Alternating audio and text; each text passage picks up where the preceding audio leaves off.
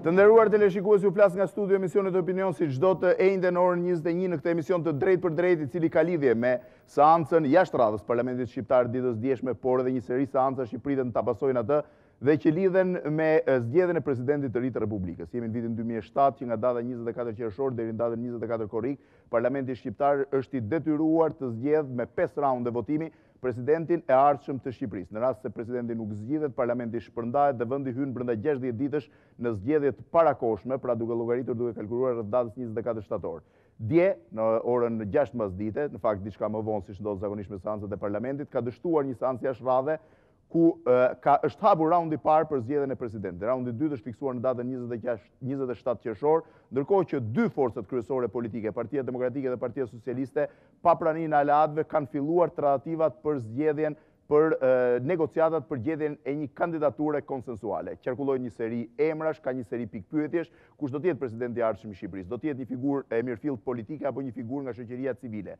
Do të jetë një figurë që do të propozohet nga mazhoranca apo nga opozita? Cilat janë shanset e 4 prej figurave kryesore politike që duket se i kanë afishuar tashmë ambicjet e tyre? Ish kryeministri Fatos Nano, kryetari i grupit parlamentar të Partisë Demokratike Bamir Topi, presidenti në detyrë Alfred Mojsiu, si dhe Pascal Milo, kryetari i Partisë Demokracie Sociale. Pra duket se janë këta 4 emrat kryesor brenda politikës që po kandidojnë. Për diskutuar pikërisht për këto tema, janë të ftuar sot 4 nga komentatorët e njohur të shtypit përditshëm shqiptar, si dhe 2 negociatorët kryesor të forcave politike. Duke nisur që nga zoti Fatos Lubonja, mirëmbrëma, mirë se keni ardhur zoti Lubonja.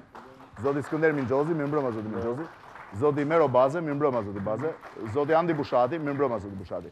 Në linjë të drejt për drejt janë duke na ndjekur sikur se thash 2 negociatorët kryesor të forcave politike, zotin Astrid Patozi, mirëmbrëma zoti Patozi, i cili së bashku me zëvendës kryeministrin Oketa përfaqësojnë ose përbëjnë delegacionin e Partisë Demokratike, ndërkohë që në krahun tjetër zoti Blendi Klosi, mirëmbrëma zoti Klosi, mirëmbrëma, i cili së bashku me zonjën Dade janë 2 negociatorët e Partisë Socialiste. Negociatat kanë nisur dje dhe duket se nuk ka pasur ende asnjë lloj rezultati konkret. Gjithsesi, përpara se të fillojmë me emisionin, le të ndjekim një kronikë të shkurtër të edicionit djeshëm të lajmeve televizionit Klan që bën fjalë për dështimin e raundit parë për zgjedhjen e Presidentit dje në orën 18 në Parlamentin e Shqipërisë.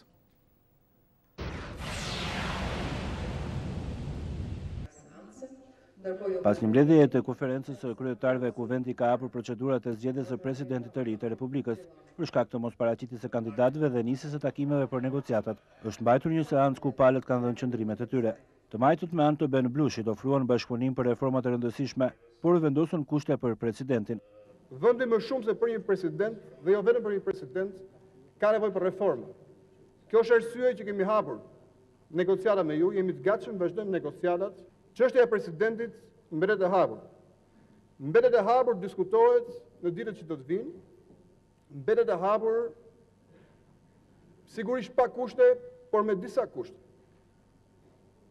Presidenti i Shqipërisë zotëri nuk mund të jetë njëri nga ju. Dhe ky është një kusht.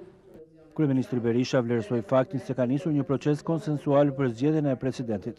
Unë personalisht, pavarësisht nga numri votave që kemi këtu në parlament, nuk përjashtoj asnjë nga kandidatët tuaj dhe nuk e quaj asnjërin prej tyre të pamundshëm për karrikën e lartë të kryetarit të shtetit. Por, sikundër nuk mund të prononcohem për asnjë, sepse kemi vendosur të instalojmë një proces me besimin që të shkojmë drejt konsensusit. Në emër të mazhorancës ka folur dhe zëvendës kryeministri Gazmend Oketa, i cili është dhe negociator në takimet për zgjedhjen e kandidatit konsensual. Oketa e ka cilësuar pa besi politike qëndrimin e Blushit.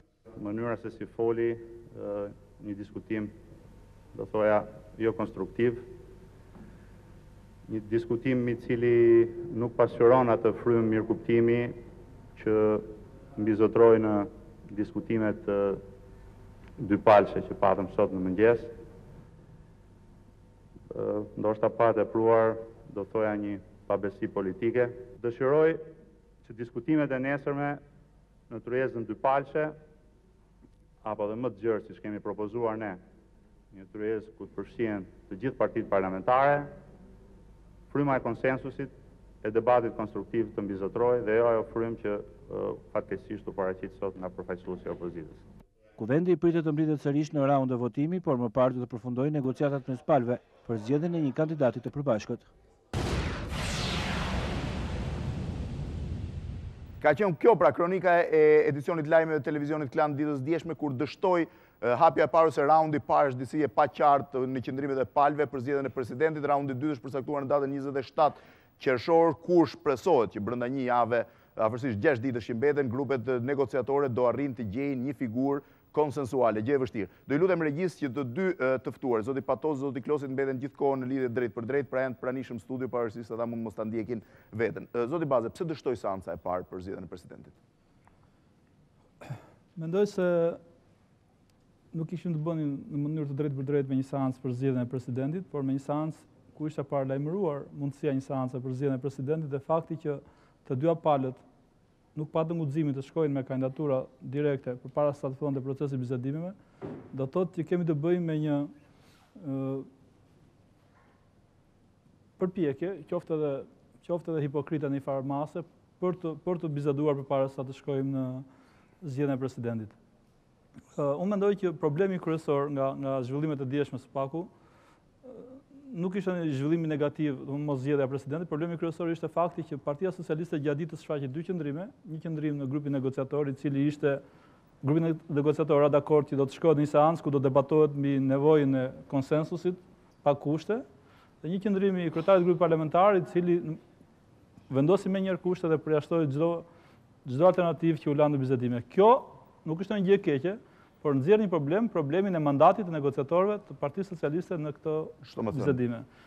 Kanë apo nuk kanë mandat, përfaqësojnë apo nuk përfaqësojnë opsionin politik të Partisë Socialiste negociatorët, për shkak se jo, kemi këta pyesim zoti Klosin pas, po arsyetoj atë që ndodhi dje, për shkak se dy qëndrime të ndryshme do të thotë që ose zoti Blushi ka probleme me lidershipin e Partisë Socialiste dhe nuk përfaqëson opsionin politik të zotit Rama, i cili ka deleguar dy negociatorët, ose është një nga taktikat e tij të zakonshme për të krijuar një lloj konfuzioni. Nuk e konsideroj një seancë negative të dështuar, por konsideroj vetëm problem fakti që Partia Socialiste shfaq gjithmonë krizën e dualitetit në negociata dhe siç e kam thënë dhe sot, kam frikë se negociatat për presidentin do të ngjajnë negociatave të neveritshme për certifikatat dhe listat, të cilat hoqën zvarr vendin nga muaji shtator deri në 10 janar. Gjithsesi këtu kemi një deadline që është data 24 korrik. Dhe atëherë kishim deadline dhe shtym, u ngrit gjithë bota në këmbë dhe shtyvëm deadline, shtyvëm mandatet e kryetarit të bashkive për disa certifikata që si marrën vesh kurrë. Pyet në temën e preferuar zotit Lubonja, i cili vazhdimisht është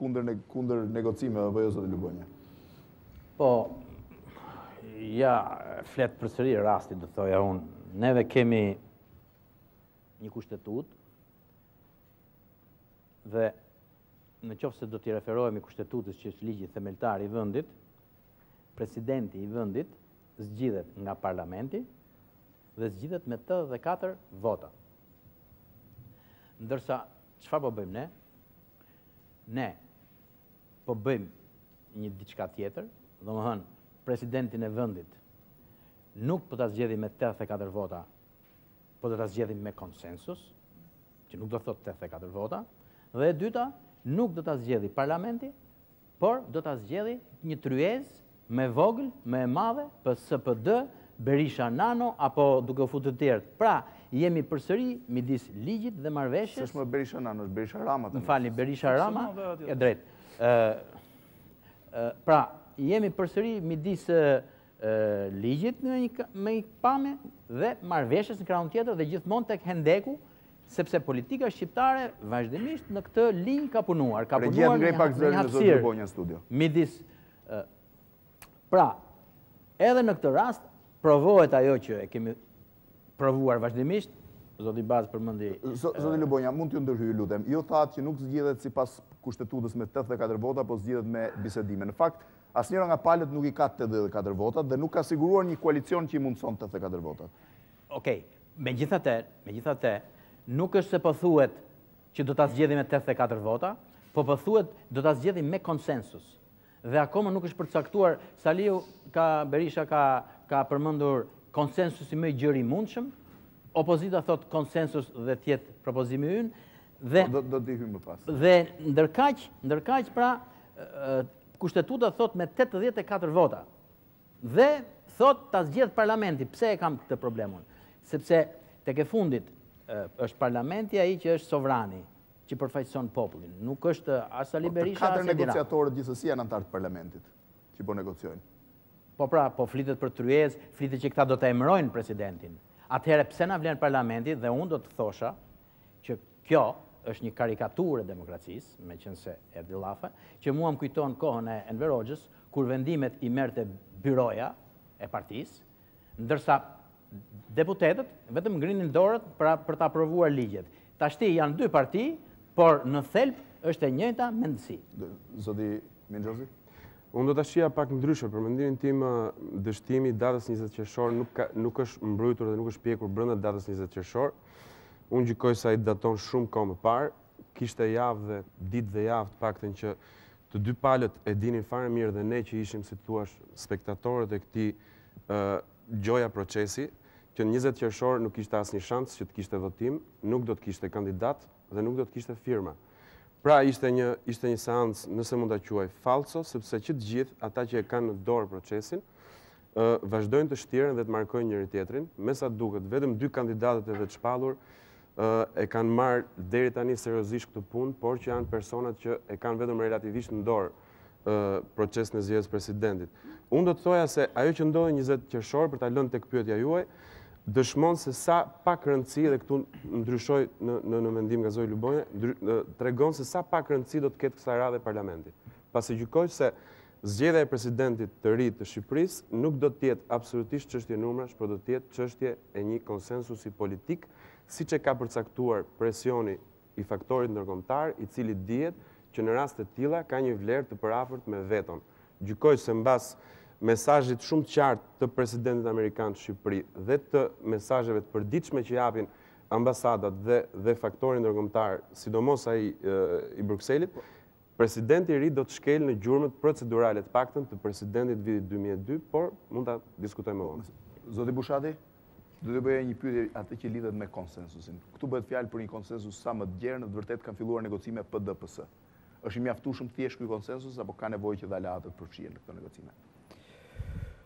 Për mendimin tim është krejtësisht i mjaftueshëm. Në qoftë se 2 forcat kryesore politike në vend bien dakord me njëra tjetrën, pastaj kalojmë në rrafsh hipokrizie, po kërkuam një konsensus më të gjerë se sa kaq. Për mua kjo çështje është e zgjidhur, po unë kisha vetëm një problem lidhur me sa u fol këtu.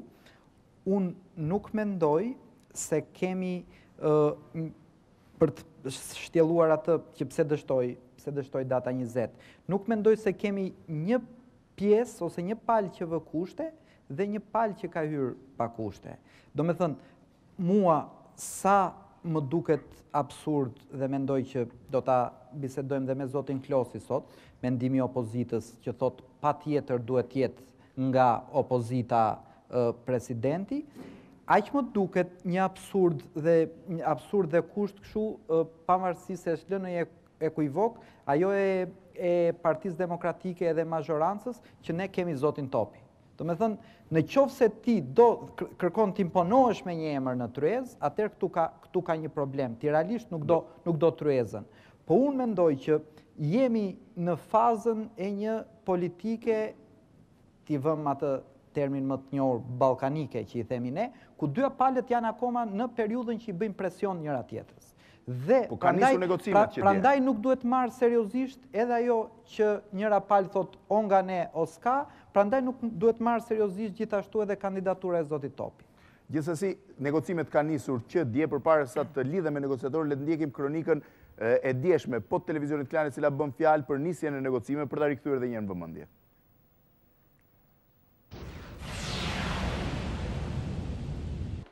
Në raundin e parë të negociatave me socialistëve dhe demokratëve është arritur një mirë kuptim në lidhje me mënyrën se si do të zgjidhet presidenti. Dade dhe Klosi në tryezme e Patosin dhe Oketën kanë darë të njëjtin mendim që në kuvent të paraqitet një kandidat për president, i cili të marrë në fillim miratimin e të gjitha partive parlamentare dhe më pas të kalohet për votim në seancë. E djatha nuk do të rrhiqet nga asnjë kandidaturë, po kështu e vetmja gjë që ne kemi kërkuar në fillim këtyre negociatave është që ne nuk kemi asnjë kusht, por ne nuk pranojmë asnjë kusht nga pala tjetër. Ne do të japim votat konsensuale në parlament, vetëm nëse këto votat do të shkëmbehen me reforma të rëndësishme, në reformën për sistemin zgjedhor, në reformën për administratën publike, reformën e decentralizimit të pushtetit vendor, po ashtu reformën për drejtësi dhe infrastrukturën zgjedhore. Përsa e përket emrave, ne shprehim edhe një herë vendimet që institucionet e drejtuesit të larta të partisë kanë marrë, që do të jetë të ngurtë për një kandidaturë të djathtë të paraqitur të një politikani. Bazite pritet të hapet seanca ku është planifikuar dhe votimi i parë për zgjedhjen e presidentit. Megjithëse në seancë të jenë të gjithë deputetët, nuk ka ende asnjë kandidat të regjistruar, duke bërë që votimi të mos realizohet. Në të vërtet, votimi i dieshëm ka dështuar, negociatat kanë rifilluar sërish sot dhe dy negociatorët kanë qenë gjatë gjithë ditës të impenjuar me angazhimin e tyre. Zoti Klosi, meqense pak më parë Zoti Baze përmendi emrin tuaj dhe hodhi ose ngriti pikpyetje nëse ju keni mandat plot për të negociuar probleme presidentit, doja dija, e keni apo nuk e keni këtë mandat politik dhe deri ku shkon ky mandat i përfaqësuesve të Partisë Socialiste? Mendoj që edhe kronika juaj më ndihmoi që të verifikoj edhe një herë që mandati jonë është i plot dhe në përputhet plot dhe me atë çfarë tha kryetari i grupit dje në mbledhjen e parlamentit. Ne shkojmë në këto negociatat mandatuar nga grupi parlamentar, nga drejtuesit e Partisë Socialiste me mandat plot për diskutuar parimin, për diskutuar atë çfarë ne kemi paraqitur gjatë gjithë këtyre kohëve. Ne megjithmonë kemi bërë një pabesi apo një padrejtësi në shërbim të atyre çfarë kemi vendosur deri tashmë. Deri tashmë kemi deklaruar zgjedhjet parakohshme dhe mbase kjo është pabesia që ne po i bëjmë për momentin e elektoratit, pra që në shkëmbim zgjedhjet parakohshme ne po shkojmë negociojmë për disa reforma shumë të rëndësishme që Pse e ndruat këtë qëndrim, zoti Klosi? Nuk e kemi ndryshuar as pak, Fevziu. Ne po kërkojmë që të shkojmë në këto negociata dhe nëpërmjet këtyre negociatave ne të kemi më shumë se sa një emër të përveçëm, i cili për ne nuk është ashtu siç dëgjova diskutohej në studion tuaj që nuk do të jetë votuar nga parlamenti, po do të jetë votuar nga parlamenti, do të jetë votuar nga më shumë se sa 84 vota, do të jetë një person konsensual. Por ne mendojmë që ky konsensus më shumë se sa për emrin e përveçëm, do duhet shkojë për një reformë të plotë institucionale në vendin tonë, për cilën ka nevojë Shqipëria. Ne nuk mund të shkojmë. Zoti Klosi, a mund t'ju bëj një pyetje brenda të njëjtës logjike? Ka mund ta mbaroj këtë pjesën e mandatit pasi është një nga diskutimet që hidhet normalisht për të atemuar këto negociata. Ka kaq kohë që politika shqiptare prisë negociatën ndërmjet dy forcave nda politike. Ditën që ulemi, kemi efektin e kundërt që këto negociata atakohen. Mendoj që negociatat kanë pasur rezultat, kishin rezultat në realizimin e seancës djeshme, që ishte pashu e vështirë për të realizuar, kanë pasur rezultat pasi kemi tashmë një material pune me cilën ne po punojmë, një draft të parë të përgatitjes së këtyre negociatave dhe të rezultatet tyre, e më pastaj ne do të shkojmë dhe në teknologjinë e përgatitjes të paraqitjes së emrit përveçëm, i cili për ne është shumë më pak i rëndësishëm se thash se sa konsensusi për reformat e plota. Zoti Klosi, pse ju kërkoni një reformë për shumë gjëra që në fakt, siç tha zoti Minxhozi para se fillonte emisioni, duan 10 vjet plotësohen dhe nuk merren me problemin e presidentit që është konkret? Zoti Fevziu, ajo çfarë politika ka pasur gjithmonë nevojë ka qenë ky konsensus ndërmjet majtës dhe djathtës. Ajo çfarë ka pasur nevojë ka qenë që këto dy forca tuleshin tavolinë dhe së bashku me këtë zgjidhje që ja kërkon kushtetuta dhe ngërçi në cilën kemi ndodhur, sepse nuk ka 84 vota asnjë nga forcat politike. Për të qenë qartë, ne shkojmë në këto negociata apo arrim të takohemi jo sepse dëshira është aq e madhe saç duket kur ne buzëqeshim njëri tjetrit. Dëshira vjen sepse mungojnë votat në parlament. Mungesa e votave na çon në një diskutim të madh që jo vetëm presidenti, por dhe këto reforma ka nevojë për votat tona, aq sa janë, aq sa kërkohen. Por ne do të japim këto vota dhe këto konsensus. Materiali që kemi paraqitur nuk përbën reformat që do të zhvillohen në 10 vjet dhe mënyrën se si do implementohen këto reforma. Pra ma ka një material konsensual mbi cilin ne do bijem dakord që këto janë ato çfarë i duhen vendit në të ardhmen. Dhe po ashtu, presidenti i cili do dalin nga këto negociata dhe nga ky parlament, do të jetë personi që për ne si opozit është personi garant për zbatimin e tyre. Kjo është lidhja fare e qartë ndërmjet reformave dhe kushtet që ne vëmë që personi që do të jetë presidenti i ardhshëm i vendit, i nderuar dhe respektuar nga dy krahët, do të jetë një person i cili do të garantojë zbatimin e implementimin e tyre nga qeveria që në fundit ka detyrë funksionale të bëjë këto reforma. Zoti Klosi, ju keni shpërndar sot një dokument principesh, në cilin keni edhe i gabim ortografik, Partia Demokratike është partia, dhe Partia Socialiste. Partia Demokratike të sa me paraqitshme. Por, jo, doja t'ju pyesë. Ju keni vënë dy kushte. Synimi për rritjen e besimit reciprok dhe garantimin e suksesit të procesi, partitë tona bien dakord për dy principe bazë, që me sa duket janë kushtet tuaja. 1, kandidaturat të jenë nga opozita, dhe 2, mirëkuptimi për çdo kandidaturë të jepet paraprakisht nga mazhoranca. A është kushtëzim ky? Ne po shkojmë me përfaqësuesit e Partisë Demokratike në një tur negociatash.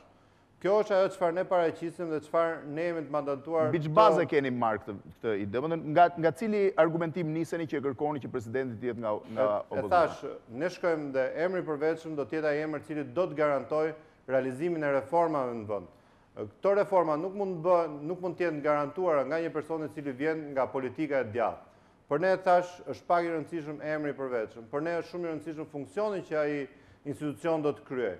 Dhe në këto kushte, për realizimin e këtyre reforma, garancia që ne kërkojmë është që presidenti të vinë nga krahu i majt. Është fare e thjeshtë dhe fare e logjikshme mendoj. Nuk e di, zoti Bushati, po. Në të gjitha këto fjalit toni partitë tona, sa duket keni parasysh dhe aleat e tjerë, pse nuk kemi rintryez ata vetëm i citoni? E keni mandatin për? Mendoj që zoti Baze, do duhet ta lexojmë në të tërë materialin, megjithëse ka gabime ortografike.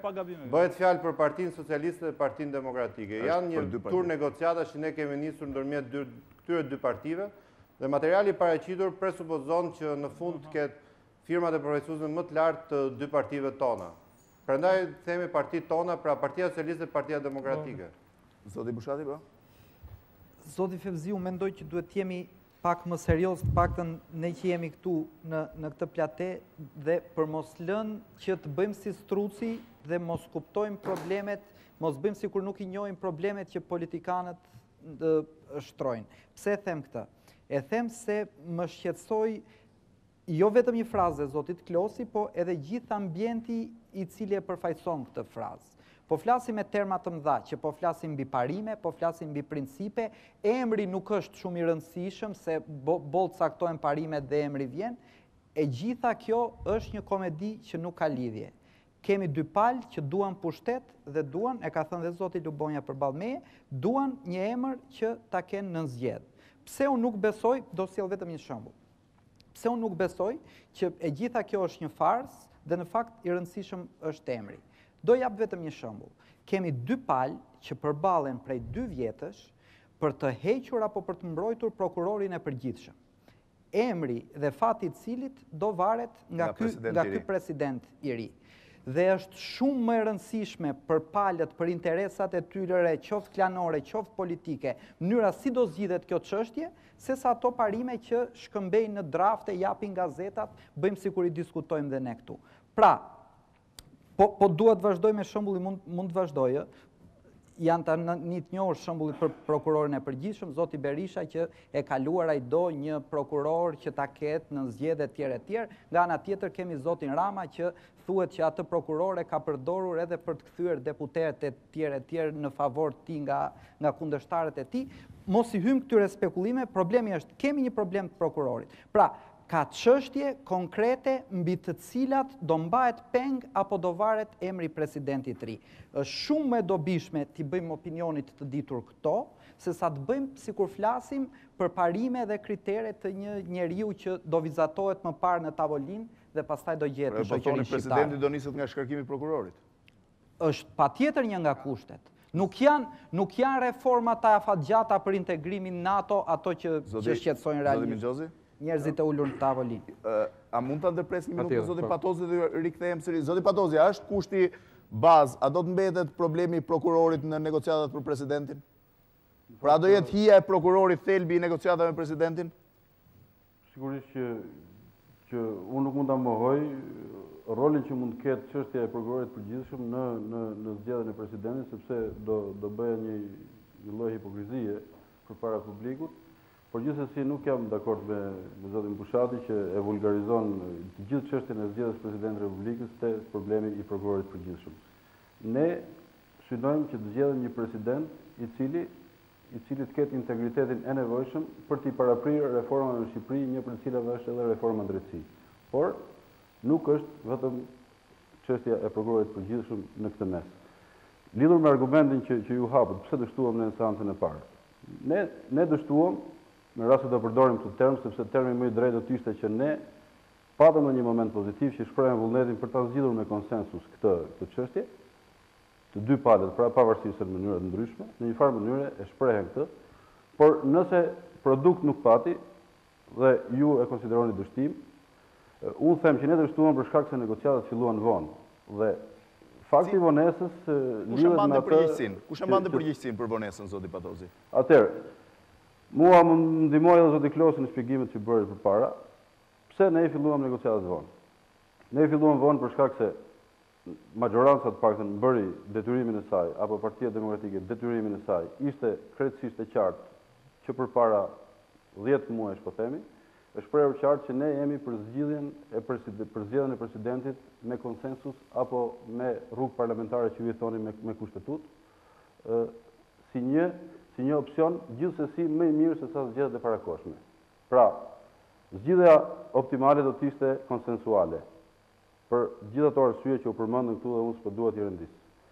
Sepse një president konsensual do të thotë që zbut automatikisht klimën politike, vendos disa parametra të ri dhe krijon një komunikim modern në politikën shqiptare.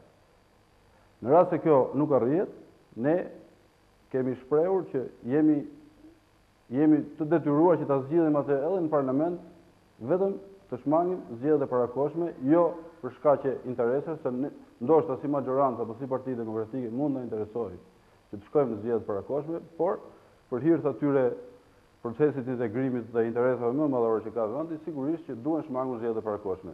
Nga ana tjetër, nga pala tjetër, të paktën deri para një jave ka pasur 6 qëndrime të ndryshme.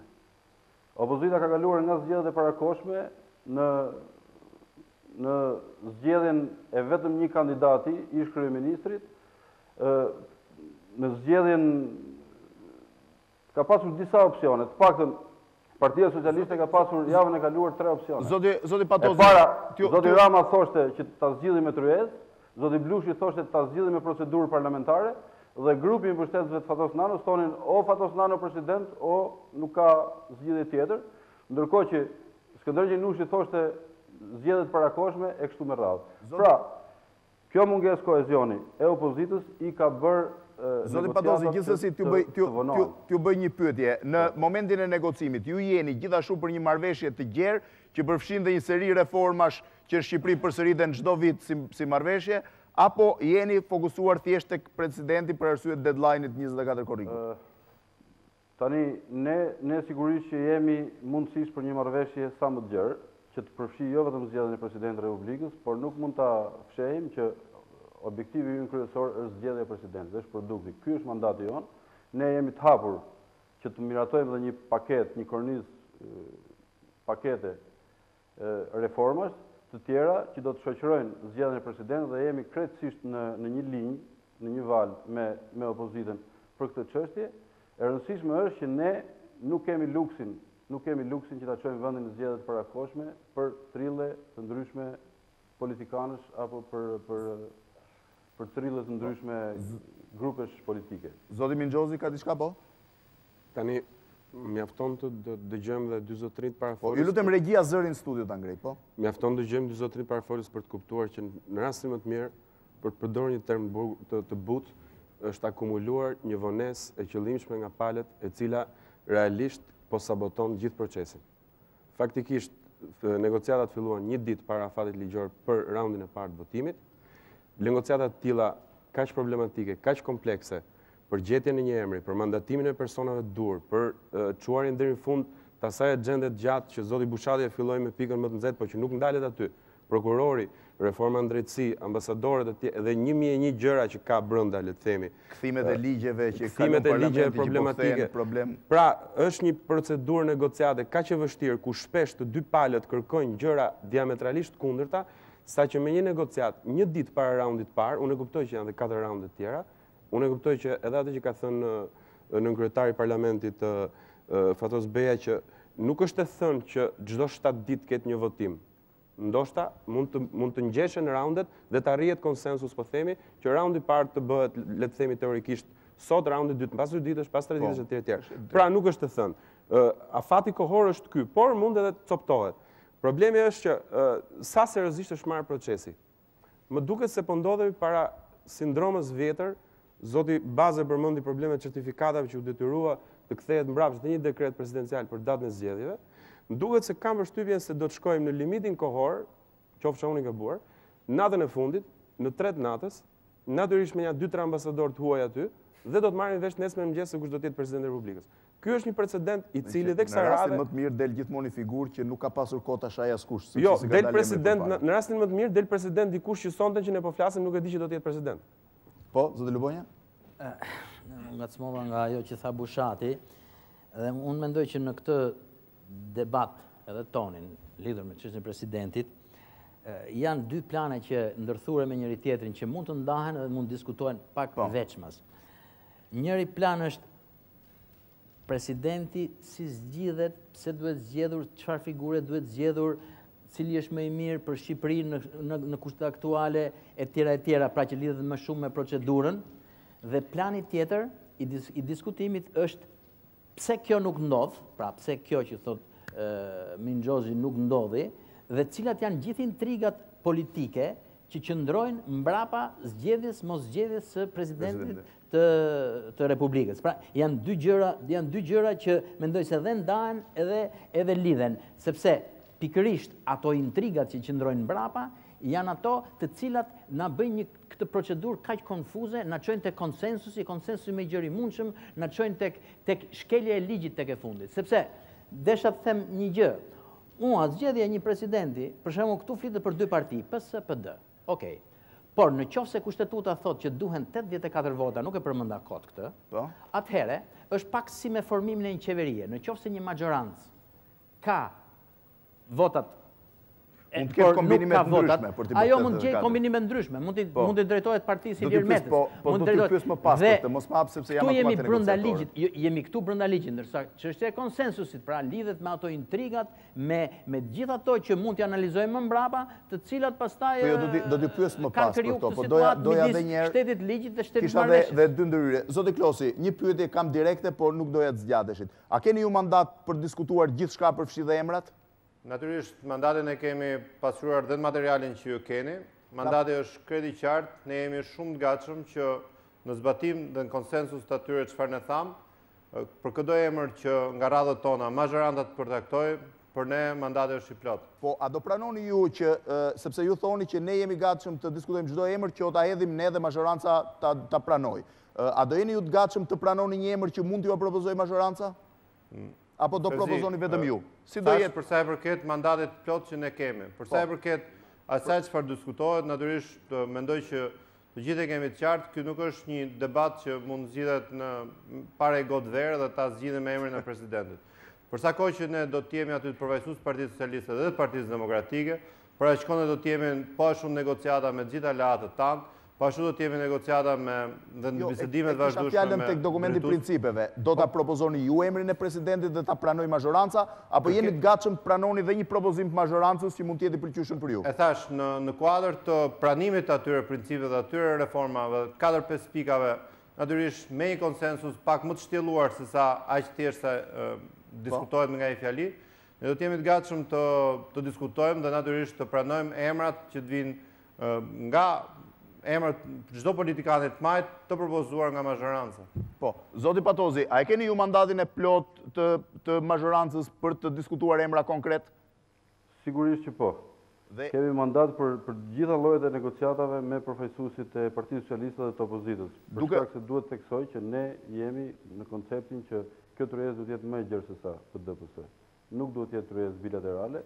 Jo, do të hap dhe këtë, po para se ta hap këtë duhet ju pyes. Dhe aleat dhe smajtës. Megjithatë, tani unë do doja që me gjithë mirë kuptimin që kam me analistët e njohur që janë në studio, do doja që ne mos bëjmë Kasandrën dhe ne duhet i përshëndesim gjithsesi negociatat, fillimin e negociatave.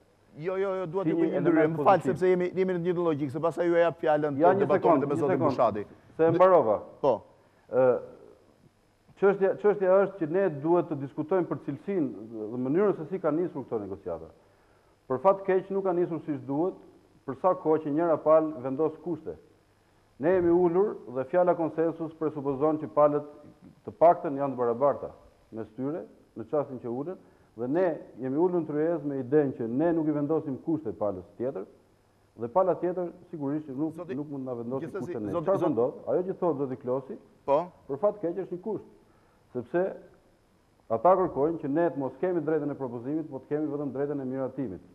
Edhe ajo që tha zoti Blushi për fat keq është një thirrje për ta rrëmbyer presidentin, për ta rrëmbyer përdunisht presidentin dhe jo për ta zgjedhur. Se në rast se njëra palë përjashtohet nga e drejta e propozimit, do të thotë që ti ke vendosur një barrierë të madhe, ti ke hedhur një llokum tritoli mbi tryezën e negociatave. Zoti Klosi tha për të garantuar reformat duhet i majt presidenti. Tani në rast se ne do të vendosim barazin e propozimit dhe të miratimit të dy palëve, unë po e quaj këtë emision pjesë negociatave dhe po deklaroj që tani që pranojmë të gjithë paketën që ka propozuar zoti Klosi, përfshirë edhe këtë që unë thash tani.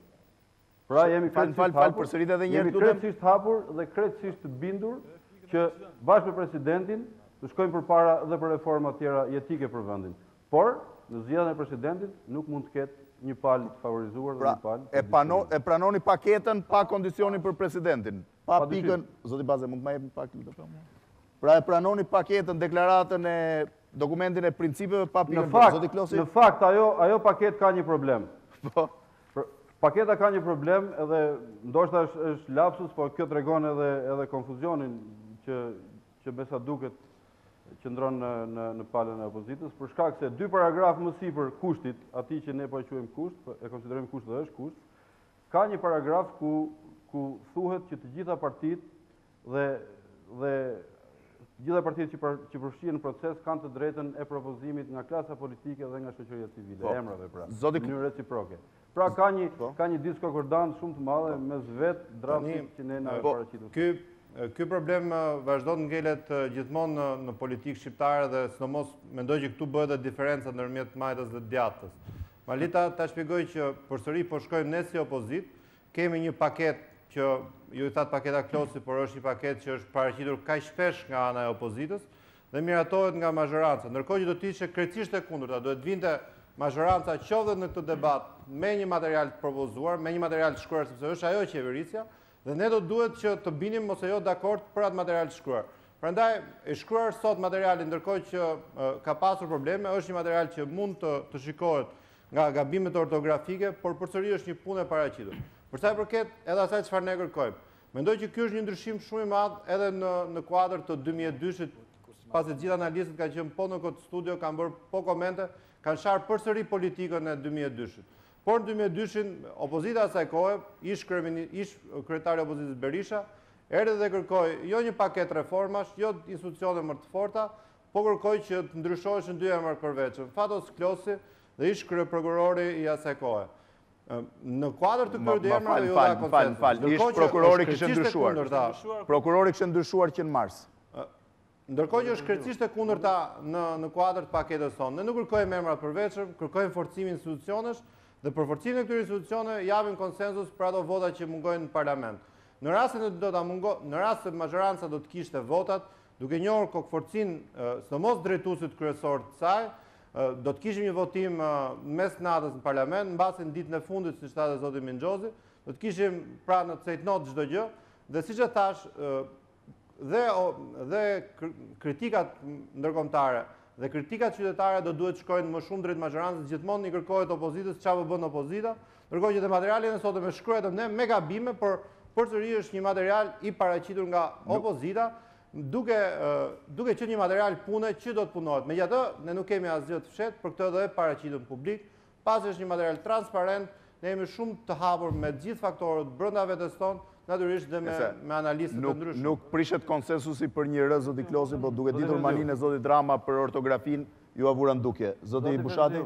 Unë kisha, jam shumë dakord me atë parashtrimi që bëri zoti Patozi, që nuk është e mirë të hyet me kushte të pa negociushme në një negociat, po duke qenë që në atë që thash pak për para, unë dhe hyrje në negociat me një kandidatur si ajo e zotit Topi, e quaj gjithashtu një parakusht, doja t'i bëja pyetjen zotit Patosi.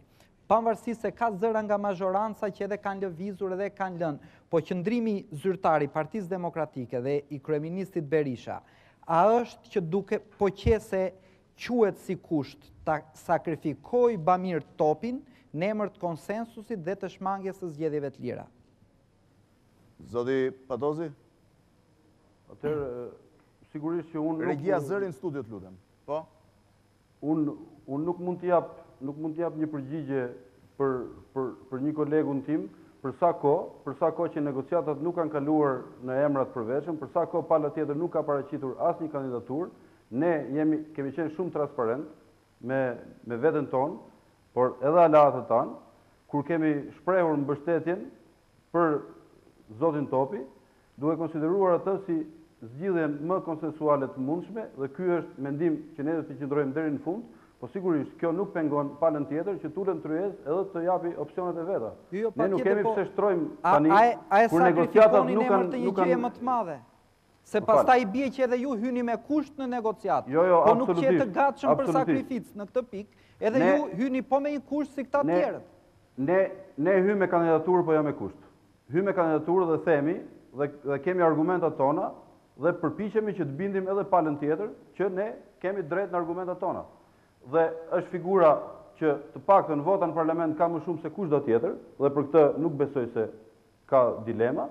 Jo, puna është 84 apo jo? Në pollet publike dhe në të gjitha testimet publike është me distancë në raport me gjithë kandidatët e tjerë të mundshëm që janë përmendur që kanë nxjerrë emrat e tyre në treg për postin e kryeut të lartë të shtetit, dhe kjo është bindja jonë. Kjo është bindja jonë dhe ne ulemi në tryez me këtë bindje, por pa kusht. Palën tjetër se kemi dëgjuar edhe. Ku janë emrat dhe kush janë kriteret, dhe kush janë argumentat. Do ju pyesim për emrat, po s'kemi rak, po mos i konsiderojmë pjesë negocimesh pasaj.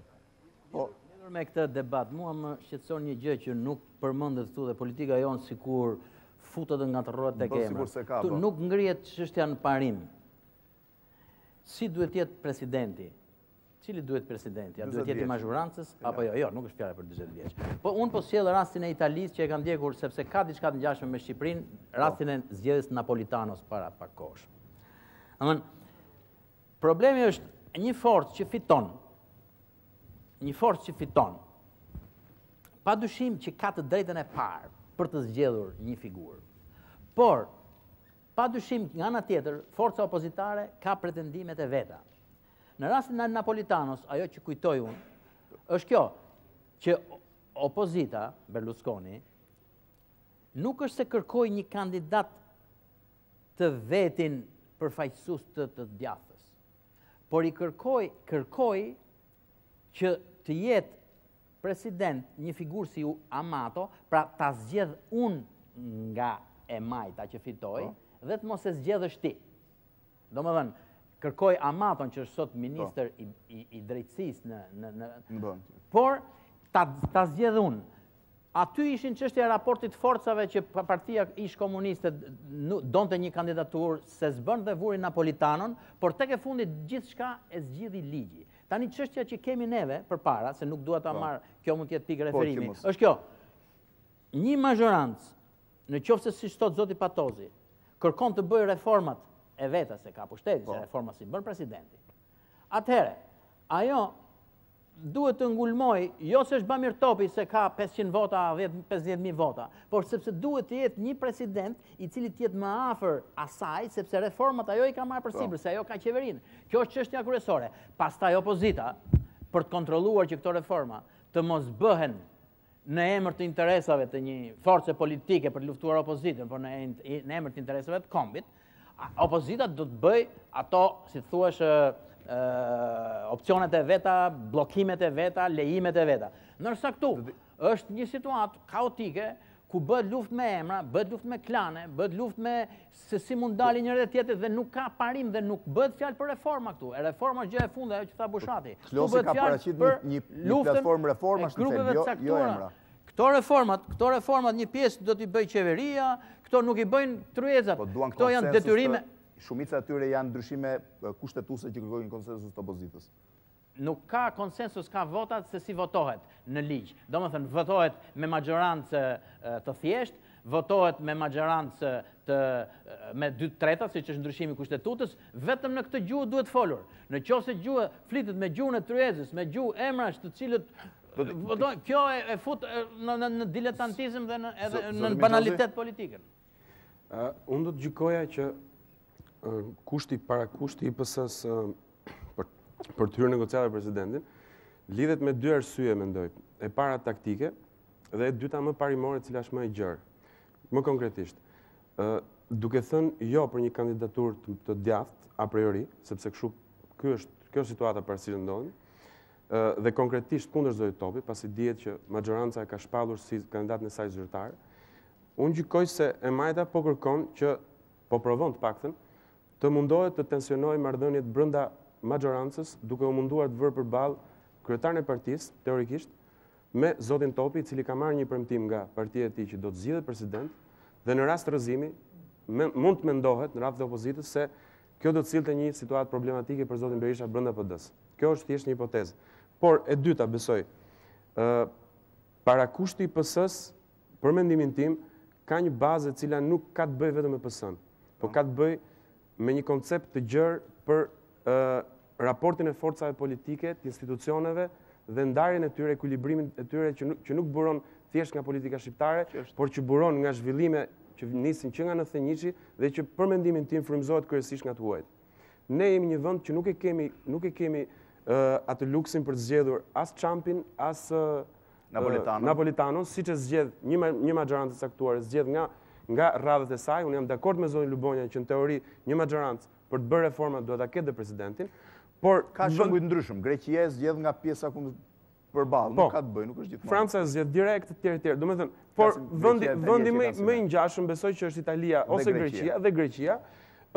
To janë shembujt më të afërt. Besoj se duke kërkuar një president palës tjetër, siç ndodhi precedenti i vitit 2002. Unë kam tendencë gjithmonë të referohem paktën formalisht atij precedenti, pasi gjykoj që ne po shkelim në atë korsi. Do të shkelim në atë korsi. Ky është mendimi im. Pra një president i palës tjetër shihet jo si bllokues reformash, por shihet në një moment caktuar si garant i ekuilibrit pushteteve, pasi është konsideruar që Shqipëria është një vend problematik. Jo sepse nuk ka pasur vullnetin politik për të bërë reforma, por sepse në një moment caktuar pushteti politik është keq përdorur. Gjykoj se ky është problemi. Po, zoti Baza, po, një minutë. Unë do të thosha që problemi më kryesor në kodësinë e fillimit të negociatave mes dy palëve është fakti se dy aktorët kryesor, Sali Berisha dhe Fatos Nano, Edi Rama nga krau tjetër për... Është treta herë që bëni këtë gabim. Jo, se bëjmë gabim, thash me qëllim. Në këtë mes kanë objektiva shumë të qarta politike. Objektivi i qartë politik dhe unë në një farë mënyrë jam i çuditur pse Partia Demokratike nuk e kthen në pjesë të debatit publik, është çështja e prokurorit të përgjithshëm. Çështja e prokurorit të përgjithshëm për zoti Patozi nënvizoi që është kusht. Nuk kemi, ata s'kan paraqitur asnjë kusht, ose s'pagu s'kan bërë debat për kushte. Unë nuk them që të jetë kusht. Unë them që nëse do të flet qeveria për reforma, nëse deri më sot Sali Berisha ka një alibi për ngjecjen e luftës kundër krimit dhe korrupsionit, për bllokimin e reformës në drejtësi, është krye prokurori. Dhe nuk duhet të ketë asnjë kompleks inferioriteti që thotë unë nuk kam çështje për të zgjedhur presidentin, por unë kam çështje për ndëruar prokurorin e përgjithshëm. Dhe nëse bëhet fjalë për mua, nëse do të isha negociata, për të negociuar për një konsensus me opozitën, qofte në kurrizë të kandidatit të shumicës, do të ishte çështja e prokurorit përgjithshëm. Ndryshe nuk diskutoj prokurorin e përgjithshëm, por dua presidentin tim që të bëjë reformat. Është shumë e qartë puna.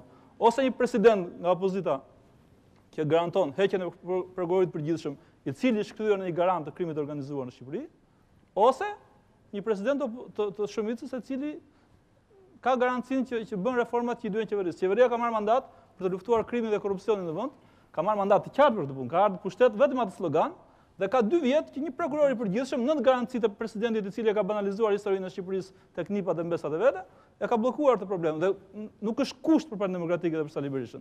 Nëse Sali Berisha nuk e paraqet këtë si platformë kryesore, ai është duke na gënjur të gjithëve.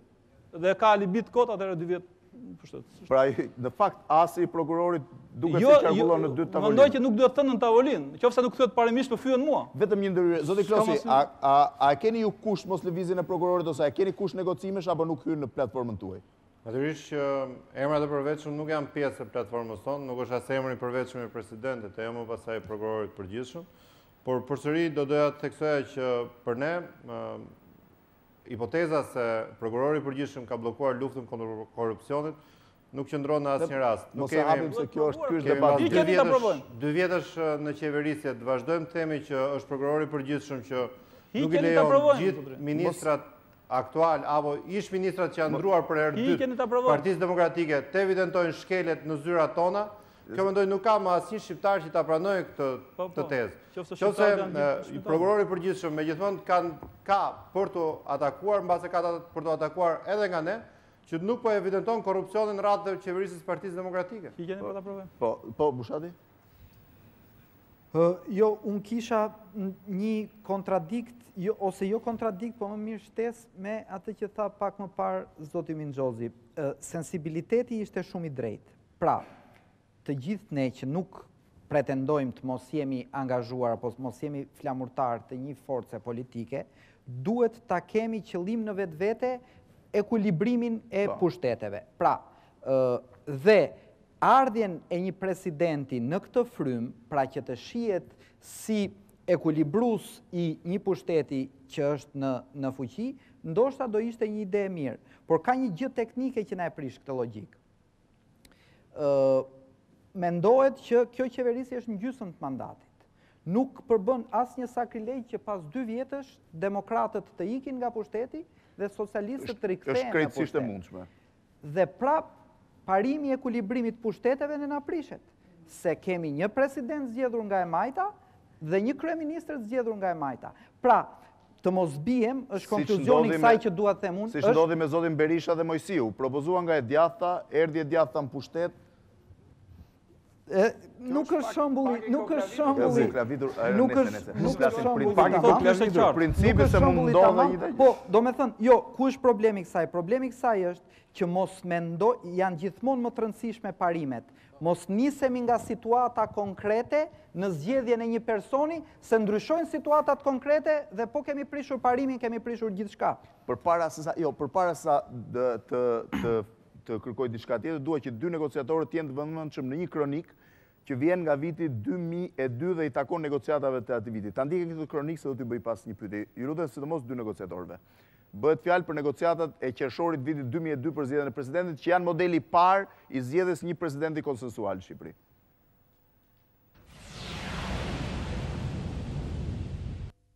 Pas 3 ditë bisedimesh mes mazhorancës dhe opozitës për gjetjen e presidentit konsensual, e vetmja gjë sigurt është se në tryezë po diskutohen mbi 10 emra për presidentin, ku në mes tyre nuk gjendet as emri i kreut të mazhorancës Fatos dhe as ai i presidentit aktual Recep Mejdani. Në rëmujën e kandidaturave presidenciale mësohet se palët po bien dakord që kandidati vetëm për presidentin dhe që do t'i paraqitet parlamentit nuk i përket politikës, qoftë edhe periferisë së saj.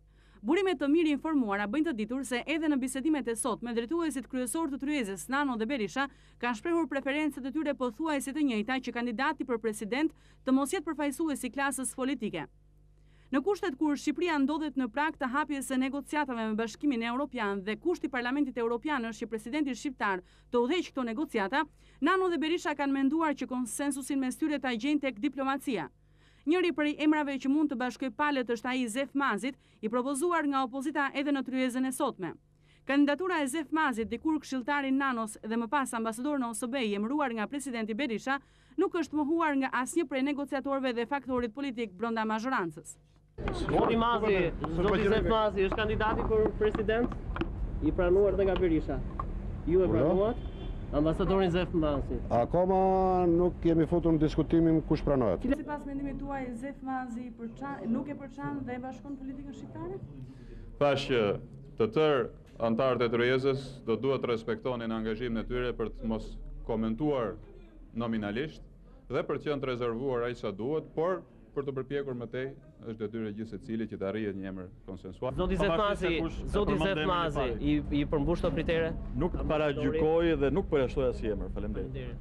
Por kjo kandidaturë mund të ketë një pengesë kushtetuese, pasi Zoti Mazi prej 3 vjetësh nuk banon në Shqipëri. Pavarësisht kësaj, mësohet se palët në bisedime kanë marrë një propozim tjetër brenda fushës së diplomacisë. Megjithse burimet janë tepër të rezervuara, mësohet se negociatorët po e shqyrtojnë këtë kandidaturë potenciale jashtë tryezës së bisedimeve për të dhënë një përgjigje përfundimtare pas disa orësh.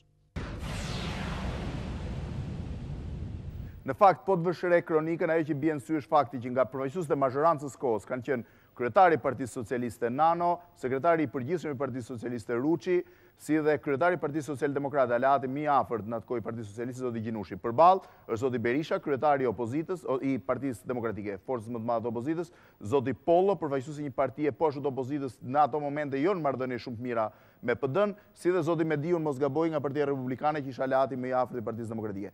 Pra, negociatat e para kanë qenë të bëra në nivelin më të lartë të mundshëm të përfaqësimit politik. Ndërkohë që negociatat e këtij viti nuk janë në nivelin e parë, pra në nivel kryetarësh. Do doja ti pyesë të dy negociatorët se pse niveli i negociatave kësaj here nuk është pra në nivel kryetarësh, por në një nivel parlamentar. Por përpara se të marr përgjigjen e kësaj pyetje, spotet publicitare dhe rikthehemi sërish transmetim drejt për drejt. Jemi rikthyer sërish transmetim të drejt për drejt në këtë debat, në këtë bisedë, në të vërtetë mbi problemin e zgjedhjes presidentit po vazhdojnë debatet edhe gjatë kohës spoteve publicitare që lidhen kryesisht me kandidaturën ose me kriteret për kandidaturën kryesore të presidentit të ri të Republikës që do duhet betohet në datën 24 korrik sipas kushtetutës së Shqipërisë. Negociatat kanë nisur vetëm 2 ditë më parë, në fakt dje, 24 orë më parë dhe duket se janë ende të ngrira sepse nuk kanë hyrë në pjesën e tyre më interesante që lidhet me emrat. Pak mbarë keni ndjekur një kronik nga viti 2002 në të cilën është vënë re që negocimi për emrin e presidentit konsensual, pra për një gjë më të vogël se sa konsensusi që po afrohet kësaj here, ku mendohet që të ketë një marrëveshje më të gjerë, flitet për reforma në një 7 fusha të rëndësishme të vendit, ka qenë në nivelin më të lartë mundshëm, ndërkohë që marrëveshja e këtij viti, pra e pas 5 vjetëve, që është një marrëveshje më e gjerë se sa emri i presidentit, ka kaluar kryesisht në nivel parlamentar, nuk përfaqësohen kryetarët. Zoti Patozi, pse ndodh kjo? Zoti Patozi? Nuk mendoj se është ky thelbi i përfaqësimit. Thelbi i çështjes, niveli i përfaqësimit, pra, e rëndësishme është që siç u debatua më parë, mandati politik që kanë njerëzit që negociojnë.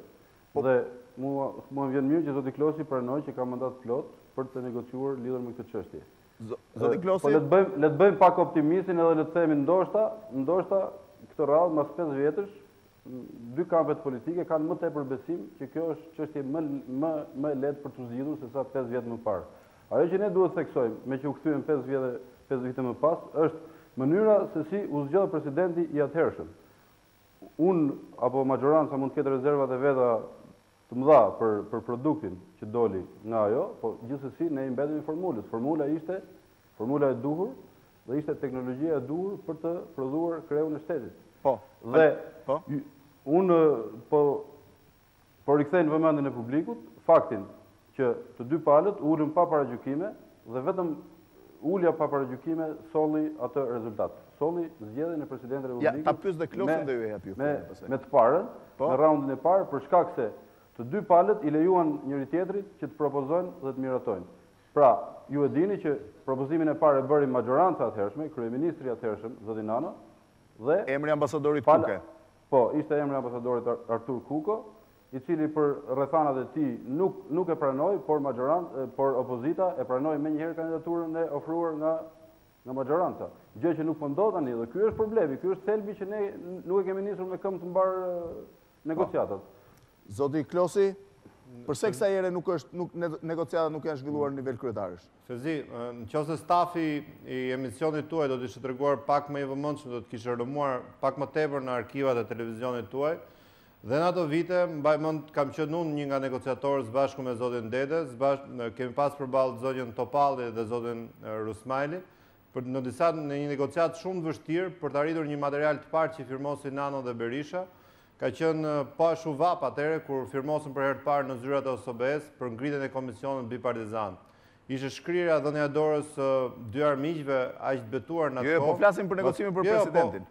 Po ajo periudhë ka qenë dhe duke pasur, në base kam fat në negociata dhe duke qenë se përgatitat atëherë materialin e parë, dhe ky material i dytë që ne po negociojmë me zotin Patozi, nuk ka pse mos jetë materiali i firmosur në nivelin më të lartë politik, megjithatë dhe niveli që ne përvajsojmë është një nivel, jo nivel personal, por është në nivel politik. Dhe kemi të gjitha autoritetet nevojshëm që këto negociata të jenë suksesshme, të prodhojnë një material produktiv, mendoj edhe konsensus që ta zoti Patosi dhe... Më vjen keq, kjo nuk është çështje në vlefsimi, po diskutojmë nivelin.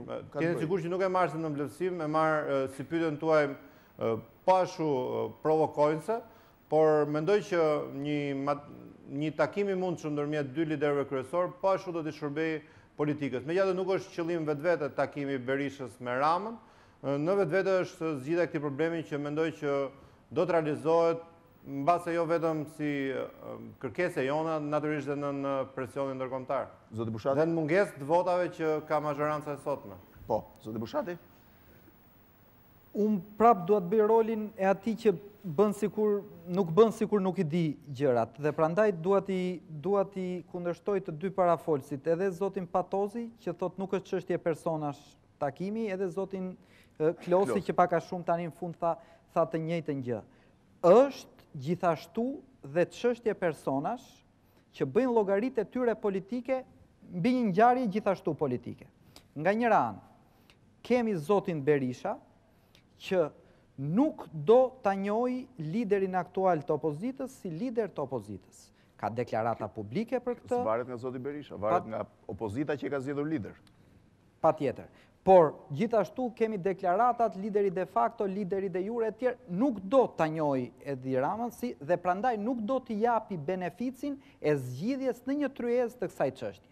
Nga ana tjetër, Rama është po aq dependent dhe i friksuar dhe do me çdo kusht më shumë se emrin e presidentit faktin që do jetë ai njeriu në tavolinë që do shtrëngoj dorën me Berishën, pra liderit majtës që e vendos këtë gjë. Janë llogari politike këtyre dy personave dhe janë llogari politike dyre këtyre personave që gjithashtu po e shtyn dhe po e mbajnë peng problemin në fjalë, sepse vetëm fakti, ajo që tha zoti Minxhozi pak më parë, pra që po bie tiktaku i orës dhe po jemi me vonesë, është e përgjegjësi e këtyre dy njerëzve që kanë llogaritë dhe sfondin e tyre politik dhe prandaj deri në një farë mënyrë mbajnë peng procesin. Zoti Baze? Unë mendoj se ka një pyetje më të thjeshtë për të dy palët që duhet deklarojnë që është në fillim të negociatave. A janë të dy palët të gatshëm për zgjedhjet parakoshme, se është një gjë që nuk thuhet. Nëse palët janë të gatshëm të shkojnë në zgjedhjet parakoshme, negociatat janë fallse. Nëse palët shprehin vendosmërinë që ne do ta zgjidhim çështjen e presidentit pa shkuar në zgjedhjet parakoshme, atëherë mund të shpresojmë se për interesin politik të dy palët mund të kenë interes të shkojnë në zgjedhjet parakoshme. Por nuk është presidenti, nuk është zgjidhja më e mirë për të shkuar në zgjedhjet parakoshme, sepse jo, për mazhorancën është zgjidhja më e mirë për shkak se mazhoranca nëse nuk ka prokurorin e përgjithshëm kot që zgjidh krizën. Atëherë të negociohet për prokurorin. Të negociohet për parimin mbi cilin duhet funksionojnë këto negociata. Do të përjashtohen zgjedhjet parakoshme si opsion apo të dyja palët kanë në zgjedhjet parakoshme dhe ulën bisedime. Zoti Lubonja, po? Jo, unë kam një, duke meqense pan atë kronikën dhe kujtuam 2002-shin, me sa kujtoj unë, 2002-shi, zgjedhja e Mojsiut, erdhi si rezultat i një handikapi që kishte mazhorancën në atë kohë, që kishte bërë dushkun. Po. Apo jo. Pra, i një shkelje... Përftimi 10 deputet, 10 mandateve nga zona 60 e dushkut. I një shkelje, i një abuzimi me pushtetin, nëse mund ta quaj. Tani problemi është ky, dhe u kërkua konsensusi, pra mori të drejtën e konsensusit ose e zgjedhjes opozita, mbi bazën e një mëkati që kishte mazhoranca. Tani prap kërkohet konsensus ose kërkohet e drejta e opozitës në këtë rast që është tjetër parti. Unë jam i qartë që këtu ka mëkate dhe nëse mund flitet për mëkati i parë që ka mazhoranca e sotme, është mos kredibiliteti që ka kjo mazhorancë se një president dhe një prokuror të përgjithshëm do ta respektojë si figurat pavarura, por ajo mendon që do ta përdori kundra saj. Besoj se kjo është, se nuk kemi këtu punë zgjedhje siç kishim dushkun. Tani, këtu është gjithë ngërçi i madh, që si të sigurohet një figurë që të jetë president dhe të mos përdoret nga majoranca. Atëherë, opozita thotë dua një president që ta zgjedh unë, dhe majoranca përsëri nuk ka besim se thotë një president që nuk heq prokurorin, nuk heq prokurorin dhe përdoret nga opozita. Dhe gjithë handikapi për mendimin tim është këtu. Është këtu dhe edhe ky handikap do na mbaj gjatë, por unë do doja të dëgjoja arsyetimin e të dyve për lidhur me këtë çështje. Çfarë handikapi pranon Fatosi që do konsensus, që ja jep të drejtën, dhe çfarë thotë do t'ju bëj. Flasë edhe zoti Minxhozi dhe pastaj do ju drejtohem të dy. Pse e kërkon ai të drejtën në këtë rast? Për të qëndruar te kronika e vitit 2002, ju, zoti Fevziu, keni prekur një temë e cila për mua është shumë themelore, president politik apo jo politik. Jo, do ta hap më pas, dhe mos ma hapa të temë. Jo, atëre, po, për të bërë një variacion të vogël, unë do të sinqerisht duke parë atë kronik dhe duke krahasuar, duke lexuar momentin politik që ne po kalojmë, më lind një pyetje, besoj e natyrshme. Nëse në vitin 2002, kur Nano dhe Berisha ishin në marrëdhënie, kur pozita dhe opozita ishin të paktën në atë periudhë kohore, në marrëdhënie mjaft normale, le të themi, komunikimi dhe bashkëpunimi, siç u pa edhe me rezultatet e negociatave që patëm. Shihet zoti Gjinushi që i buzëqesh zotit Berisha, që është diçka e pamendueshme në ditët e sotme, etj. Pra, kur kemi pasur duhet të qenë dhe zoti Gjinushi më i qeshur. Po, atë marrëdhënie kaq normale, le ta quajmë. Dhe kur e krahasojmë me një marrëdhënie të sotme e cila është shumë e traumatizuar, shumë e tendosur, pasi zoti Berisha me zotin Rama kuptohen dhe komunikojnë shumë më pak se sa komunikonte në atë moment zoti Berisha me zotin Nano, dhe megjithatë u arrit pra në vitin 2002 tek një president i cili ishte jo politik, që erdhi nga jashtë klasës politike. Doli dhe emri zoti Zefmazi, njëri ndër diplomatët më të mirë për hir të vërtetës së trupit. Zgjodh kandidaturë parë zoti Kuko, i cili nuk ishte fare figurë politike. Pra, flitej për kandidatura në thelb jo politike. Imagjinoni sot sa e mundur do të jetë, dhe këtu vim tek identikiti i presidentit që do të zgjidhet, sa e mundur do të jetë që të zgjidhet një kandidaturë si e zotit Topi, ose si një kandidaturë si e zotit Nano, ndërkohë që palët janë kaq larg njëra tjetrës.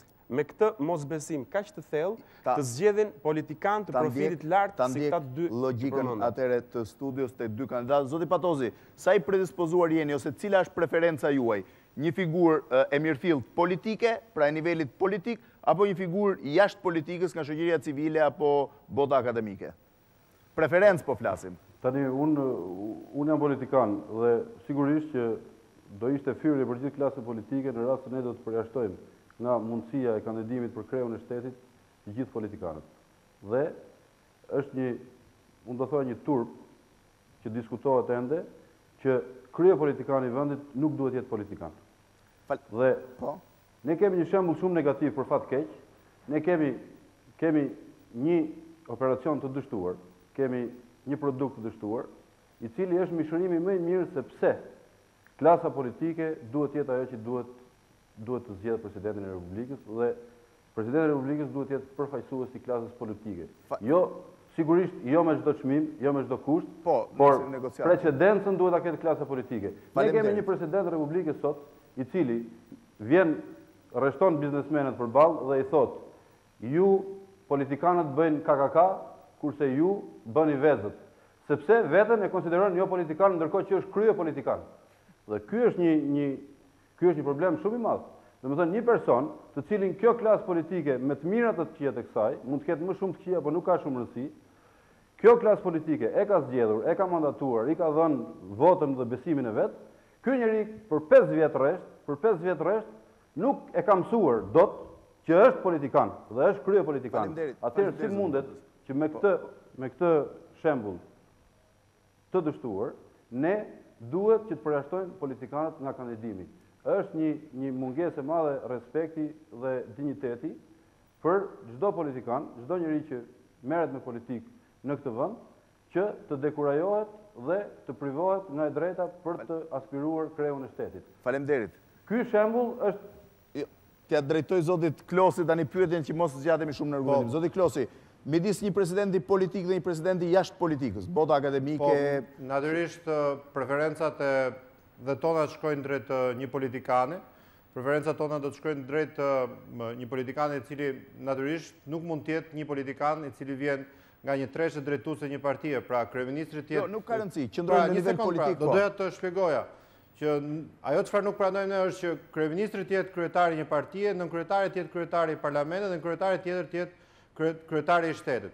Përsa e përket asaj të eksperiencës në zgjedhjen e presidentit, do doja të thënë që mja thashë sot negociata zotit Patozi, po e them dhe publikisht, zotë Mojsiu ka qenë politikan apo ka qenë në karrierë shumë më parë se ne.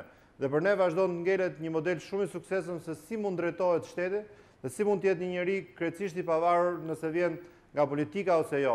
Për një president kaq pozitiv për mendimin ton dhe një model kaq suksesshëm presidencial është njeriu ju thatë që ka për zotin Topi pati komplimente nga ana e zotit Patozi, unë do doja të bëja komplimente shumë ndaja për zotin Mojsiu, i cili është njeriu figura më popullore sot në Shqipëri, është figura që mbrohet nga veriu në jug, pasi ka treguar që në momentet caktuara ka vënë mbi interesat mbase ditës interesat e kushtetutës dhe të kombit. Përse nuk qëndroni me figurën e Mojsiut? Ne vazhdojmë ngelemi që dhe themi që një president i cili do të vi nga politika, përsëri do të jetë një president shumë i mirë, në rast se ai do të vi i mandatuar nga dy krahët, do të ketë një portret të mbrojtur nga dy krahët në punën e tij. Kështu ka qenë Mojsiu për shumë vite deri në momentin që u krijua konflikti prokurorian tashmë dhe Mojsiu përsëri ngelet një babaxhan shumë i mirë, një njeri i cili megjithmonë arriti të kishte të mblidhte, të bënte takime që nuk i bënte dot as si politikan tjetër të dy krahëve të politikës, të vendoste konsensus, të kishte pranë tij deri në momentin që Berisha tha që nuk është më ky dhe nuk e njofti më. Hapin e parë kemi bërë, dyja palët bjen dakord në një gjysmë negocimi që duhet figurë politike. Zoti Bushati, opinioni juaj, vetëm shkurtimisht dhe përmbledhës. Duhet i mbushim mendjen Mojsiut që është politikan, pa në rregull. Si? Duhet i mbushim mendjen Mojsiut që është politikan, se vetë thot Mojsiu thot se janë politikan. Zoti Klosi tha ka karrierë politike. Administrata publike ka qenë zëvendësministër jo vetëm në administratën e PD-s, por ka qenë zëvendëministër që në administratën e parë. Ka qenë ministër. Edhe ministër. Ka qenë drejtues i lartë i ushtrisë që në atë kohë. Po, zoti Bushati përmbledhës. Për politik apo jo politik?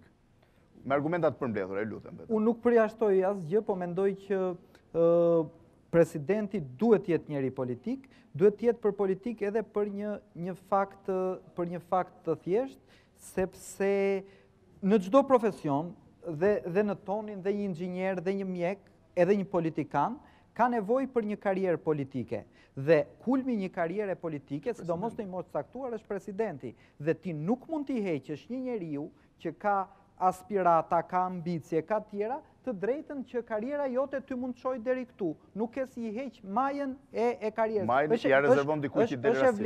Është e vlefshme për çdo profesion. Krijon një anomali heqja si kriter nga zgjedhja për president të një politikani. Minxhozi, e njëjta logjikë. Let na lejohet shumë shkurtimisht të abstragojmë mbas të asaj që thanë dy zotrinj të dy negociatorët. PS paragjykon zgjedhjen e një presidenti i cili vjen nga një profil i lartë politik brenda maxhorancës, të njëjtën gjë për simetri mund të presupozojmë që do ta bëj PD dhe refuzim pas refuzimi do të dalim natyrshëm, do të rrshqasim jashtë shtratit politikës për të kërkuar një kandidaturë. Unë gjykoj se ky do të jetë fundi i procesit. Qofsha gabim, po më duket se logjika, largësia politike po e nënvicoj edhe një herë, mes palëve, mungesa e konfidencës, mungesa e thellë, mosbesimi total që kanë të dy rreshtimet për njëri tjetrin dhe për përfaqësues që eventualisht mund dalin prej tyre, mund të prodhojë një president i cili mund të jetë edhe më lart se jeni. Ju personalisht, cilin model do preferonit? Duke parë se PD në vitin 2002 propozoi zotin Mojsiu dhe sot gjykon se ka bërë një gabim, unë në parim do të isha për një president politik, por gjithsesi mendoj që duhet jemi realist, duhet shohim se si po shkon preferenca. Presidenti politik natyrisht që ka një vetdije më të lartë, ka një, le të themi një teorikisht një përgjegjësish më të lartë për postin dhe për atë çka përfaqëson, pasi vjen nga një klasë politike, por duhet paragjykojmë askënd. Lubonja, politika apo jo? Vetëm opinionin tuaj dua. Nuk dua analizën se ku do shkojmë. Jo. Derisa dy negociatorët pranuan që janë gati për politikë, tani letecim këtë rrugë. Po. Mendimi im është ky që nuk është problemi politik, çdo njeri që shkon atje do bëhet politik, është politik. Mendimi im është ky, staturat e kam thënë. Sa bëhet politikë e heqim. Staturat e presidentëve mund të jenë 3 llojesh. Një president politik ose jo. Po prap politik. Po. I cili qëndron mbi 2 palët, një president i cili përdoret nga njëra palë kundër palës tjetër, dhe një president i cili u nënshtrohet të 2 palëve dhe qëndron neutral ndaj 2 palëve.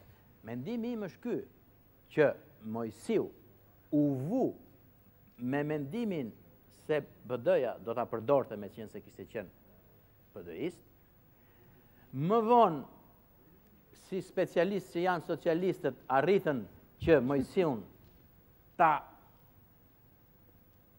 çojnë në krahun e tyre, dhe në fund Mojsiu megjithatë mbeti nën të 2 palët sepse është figurë i cili nuk ka prekur të 2 palët, ka qëndruar nën të 2 palët.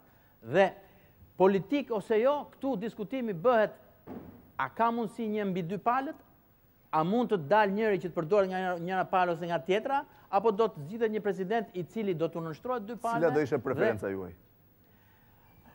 Preferenca ime është padyshim një president që qëndron mbi 2 palët. Mundet, që mund bëj arbitrin me të 2 palët. Është realiste si për mendimin tim, për mendimin tim është e pamundur, sepse për shumë arsye nuk mundet një president i tillë të mbijetoj, qoftë edhe në kuptimin e ambicieve të 2 liderëve kryesor që a mundet të pranojnë një njeri, se gjithë ky debat po bëhet në fund fare ta vendosi Sali Berisha me Edi Ramën. Dhe një njeri që do t'i jap dorën dhe të thotë faleminderit dhe Sali Berishës dhe Edi Ramës si president, ai më mirë mos jetë fare president për mua. Zoti Baze, politika po jo. Këtu problemi doli më shumë tek mekanizmi i zgjedhjes presidentit, se ky është defekti kryesor i gjithë procesit në Shqipëri. Problemi është që kushtetuta jonë parashikon një president me 60% të votave, çka do të thotë që e kthen në një dënim politik faktin që presidenti duhet të jetë një njeri, siç tha zoti Lubonja, i cili në fund do të thojë faleminderit 2 udhëheqësve kryesor politik në Shqipëri. Ne duhet të 84 votë, ai që i ka marrë 84. Ne duhet të ndryshojmë, nëse do të bëjmë një paketë reformash, mirë është të bëjmë një ndryshim në logjikën e zgjedhjes së presidentit. Ose të kalojmë, nuk e kam thënë për direkt nga populli, ose të kalojë votimin nga populli, ose nga pikpamja ligjore ose me akte nënligjore të rregullohet fakti se unë i qëndroj idesë që thotë zoti Lubonja që ne parlamentin duhet ta kthejmë në një vend real për zgjedhjen e presidentit dhe jo tryezën. Dhe le të vendoset rregull që në seancat kur zgjedhet presidenti, askush mos ketë drejtë në bojkotit. Sa në fundit vullneti i parlamentit për zgjedhjen e presidentit po ngelet i paverifikuar. Ne nuk dimë nëse zoti Topi, nëse shkon në parlament dhe gjitha palët atje zgjidhet apo nuk zgjidhet pavarësisht se zbizedojnë zoti Patozi me zotin Klosi. Po. Ose zoti Nano. Po pra. Jo, unë jam dakord që Partia Socialiste thotë nuk e duam zotin Topi, nuk e zgjedhim kurrë. Okej, shkojmë në parlament dhe voto kundër. Dështon zoti Topi, le të futet zoti Nano, le të provojë zoti Nano shanset. Nuk mund të delegohet vullneti se Parlamenti ka deleguar vullnetin e popullit. Tani vullneti i popullit ka mbritur parlament, delegohet nga parlamenti tek Patozi dhe Klosi është shumë gjë shumë të ulët. Nuk është demokraci më domethënë. Vendos byroja. Nëse do ta testojmë realisht atë vullnet e parlamentit, le ta testojmë me seanca të plota ku marrin pjesë të gjithë njerëzit. Kjo që mund është utopike për ta realizuar nga pikpamja politik apo jo politik presidenti? Politik. I prerë. Absolutisht politik. Zoti Patozi, zoti Klosi. Në Shqipëri pavarësisht mëkateve që kanë klasa politike, politikanët ngelen njerëz më të përgjegjshëm dhe më të angazhuar se pjesa që përpiqet të tregojë virgjërinë e saj duke mos përzierë në këtë histori. Zoti Patozi, zoti Klosi, kam një pyetje, dua përgjigje jo analizë. A keni ju një mandat ose a shihni të mundshëm që gjatë negocimeve në rast dështimi të gjitha mundësive tjera të negocioni dhe ndryshimin e kushtetutës me njëhershëm dhe zgjedhjen e presidentit të ardhshëm nga populli? Zoti Patozi. Sigurisht që kjo është një rrethane pa parashikuar, ne nuk kemi ardhur me këtë mandat. Kjo mund të lindi si nevojë në rast se një nga palët do ta kërkojë atë. Unë nuk kam gjetur ndonjë vullnet nga 2 palët faktin që janë ulur deri tani në tryezë, Por këtë kam dëgjuar nga disa partit vogla, nga e majta dhe nga e djatha e politikës. Jo, dhe zoti Berisha e ka deklarat publike në mos gaboj. Jo, unë nuk e kam dëgjuar kur zotin Berisha në një deklarat publike që ta shqiptoj këtë si e ka thënë mbledhjet grupit parlamentar të Partisë Demokratike. Atëherë, ajo që mbetet për të parë është që nëse partit e vogla apo faktorët të tjerë parlamentar do të artikulojnë këtë si nevojë dhe i mbetet palëve apo dinozarëve të politikës për ta shqyrtuar si një opsion të mundshëm për të shmangur krizën e zgjedhjes presidentit. Si një nga dy dinozaurët, ju do ishte dakord? Deri tani unë nuk e gjej të artikuluar diku. Zoti Klosi? Natyrisht që unë jam kategorisht kundra kësaj ideje, për faktin e thjesht që përsëri ngelemi tek ajo diskutimi i parë që u morë si me shaka që pse ne jemi për zbatimin e reforma dhe më pastaj për emrat e përveç. Qose do të ishte zbatuar kjo ide që një vit e ca përpara kur është hedhur nga sekretari politik i Partisë Socialiste, do të ishte punuar një vit dhe do të vinim sot natyrshëm në një zgjedhje të presidentit nga populli. Po si mund të shkojmë ne sot të zgjedhim presidentin nga populli, qoftë dhe në Mokër ku fitua mandati i fundit i diskutueshëm nga një kandidat i Partisë Demokratike, ku një person votoi 5 herë. Si mund të jetë ky president përfaqësuesi i vullnetit të njerëzve, kur nuk kemi asnjë reformë zgjedhore që garanton votim të hapur, të drejtë dhe të pastër, kur nuk kemi një infrastrukturë zgjedhore, kur qeveria ka kaq kohë, ka 2 vjet që thotë detyrën e parë të saj ka pasur bërjen e infrastrukturës zgjedhore, listës votuese dhe kartës së identitetit, vim mbas 2 vjetësh është problem teknik apo problem koncepti politik? Situata është krejtësisht absurde, mendoj që siç e tha dhe zoti Patozi tashmë, edhe nga Partia Demokratike apo nga silurët e saj vjen si një shashk politike për këtë moment për të rrequr vëmendjen e opinionit publik, dhe në kushtet që jemi, jo se nuk ka mandat, por mendoj se shpreh një vullnet të plot Partisë Socialiste, që ashtu siç ka qenë ajo që e propozoi, po ashtu do të jetë ajo që ta kundërshtojë në këtë moment, pasi në gjitha rastet shkojmë në një situatë krejtësisht të amullt, shumë e keqe se ajo e Mokrës. Zoti Baze, ka apo s'ka mundësi të ndrohet kushtetuta e presidentit zgjedhet nga populli dhe a është e drejtë? Flas për rastin konkret, jo për mas 5 vjetësh, se për mas 5 vjetësh duke se ka konsensus. Referuar një deklarate anonime që tha zoti Klosi që një vit më parë, çfarë ka propozuar sekretari politik i Partisë Socialiste, një vit më parë, po t'i kthemi memorjes, ka qenë periudha kur pak javë më vonë ata hipën mbi tavolina pse u zgjodh zoti Lubonja antari i Këshillit të Televizionit. Dhe nuk ka pas një propozim për zgjidhjen e krizës së presidentit. Ka pas një propozim të Blushit në janar të 2006 që kërkonte zgjedhjen e presidentit nga populli, ndryshimin e kushtetues. Ajo është çështje tjetër. Tani nëse do të shkojmë për dhe ajo krizë që prodhuam, u arrit që të ndrohet kushtetuta për 15 minuta. Për 15 minuta në muajin shtator apo tetor mos gaboj, Parlamenti ndryshoi kushtetutën dhe bëri Komisionin Qendror të Zgjedhjeve nga 7 atar në 9 atar. Në Hotel Rogner, biles. Kështu që jo që nuk ka pengesë, por nëse ekziston vullneti, pa problemi është që këtu duhet që të përdoret mandati i presidentit për të faktorizuar liderët politik. Nëse e shmangim këtë mekanizëm, nëse kalojmë me zgjedhje nga populli pa ndryshuar kompetencat, ne kemi mundësi të verifikojmë kush është budhezi më i pranuar nga populli, politik ose politike vendosin qytetarët, ose të bëhet loja hapur në parlament. Më i pakontestueshmi. Gjykimi popullor është më i pakontestueshmi. Po. Vetëm unë kam kontestuar pikërisht këtë punë me që përmendë rastin tim. Pikërisht këtë shkeljen, ndrimin e rregullave të lojës, gjatë lojës, kjo është një lojë, sikur jemi duke luajtur shah, unë nuk të bëj dot mat, sepse dhe them që Kali duhet luaj si oficer që të bëj mat. Të ndroj rregullin se si luan Kali, nuk luan në formë loje, po luan në formë oficeri. Po, si shkojmë argumentave. Ka kodhe si unë mendoj që në thelbin e vet parimi është shumë i gabuar ndryshimi i kushtetutës në këtë rast për të zgjidhur një problem të caktuar, sepse atëherë vazhdimisht do bëjmë këtë, do ndryshojmë kushtetutën sa herë duam të zgjidhim probleme dhe asnjëherë nuk do zgjidhim probleme. Po. Zoti Minxhozi, vetëm për Fevziu që ta vazhdojmë me një krahasim si zoti Lubonja është një lloj sikur të fusësh të temën e presidentit nga populli, sikur ti je duke parë një film dhe pa pritmas në televizion të ndrojnë kasetën dhe thon tani shif pak të filmin tjetër. Do të thënë është një gjë totalisht jo serioze, që të bëhet kjo gjë duhet që të bëhet reforma e shtetit. Reformën e shtetit nuk e bëjmë dot as për 1 muaj, as për 2 muaj, as për 3 muaj, sepse ndryshimi i mënyrës zgjedhjeve dhe zgjedhjes, do të thënë transformon totalisht kompetencat e presidentit. Pra nuk mund të ketë një president zgjedhur nga populli, ndërkohë që nuk ke prekur paketën e kompetencave të tij, parlamentit, qeverisë etj. Zoti Bushati. Mekanizmi nuk ka shumë rëndësi lidhur me kompetencat, por ka rëndësi fakti që nuk mund ndryshojnë rregullat gjatë lojës dhe është krijuar traditë e keqe për këtë çështje.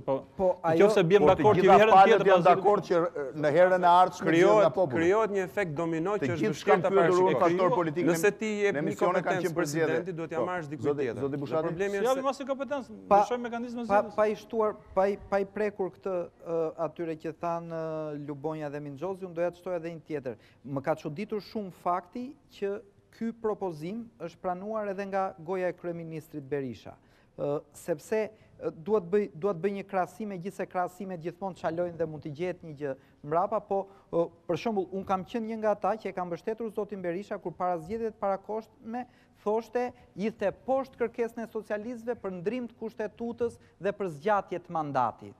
Pra, nuk duhet përdorim për situatat ndryshme politike njësi të ndryshme matse. Atëherë, zoti Berisha u bë flamurtar i mbrojtjes të kushtetutës. Kurse sot, për zgjidhjet e një problemi tjetër, pranon shumë lehtë të cedoj ke kushtetuta. Dhe ky është edhe një argument që jam kundër. Ajo krizë u zgjidhur duke ndryshuar kushtetutën. Kriza hipjes mbi tavolinë e Ilir Metës u zgjidh me ndryshimin e kushtetutës. Nuk u zgjidh, se ja ku jemi. Po, ky është problemi. Marrëveshjet asnjëherë nuk prodhojnë zgjidhje, me sa duket. Atëherë, të ndjekim dhe një kronik tjetër e cila bën fjalë për disa nga kandidaturat kryesore që kanë afishuar ambicjet e tyre për postin e Presidentit të Republikës.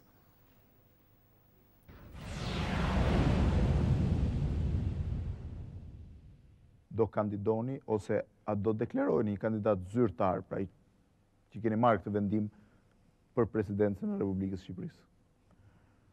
Duket si paradoksale, po do t'jepja eksaktësisht të gjithë përgjigje. Dhe kjo është një provë që në këtë rast do ishte po? Që do t'ishte po në përputhje me konceptin që ka nevojë vendi për të mos hyrë në kriza artificiale që provokohen nga mungesa e konsensuseve për zgjedhje të tilla të rëndësishme, që do thot po në përputhje me vizionin që unë kam për t'i dhënë fund politikës së konfliktit, për vazhdimin e nxitjes siç ka bërë gjatë tashmë 16 vjetëve në politikën shqiptare të një detante që do të siguronte një mjedis më të përshtatshëm dhe më nxitës për debatin për zhvillim dhe për reformat për integrim.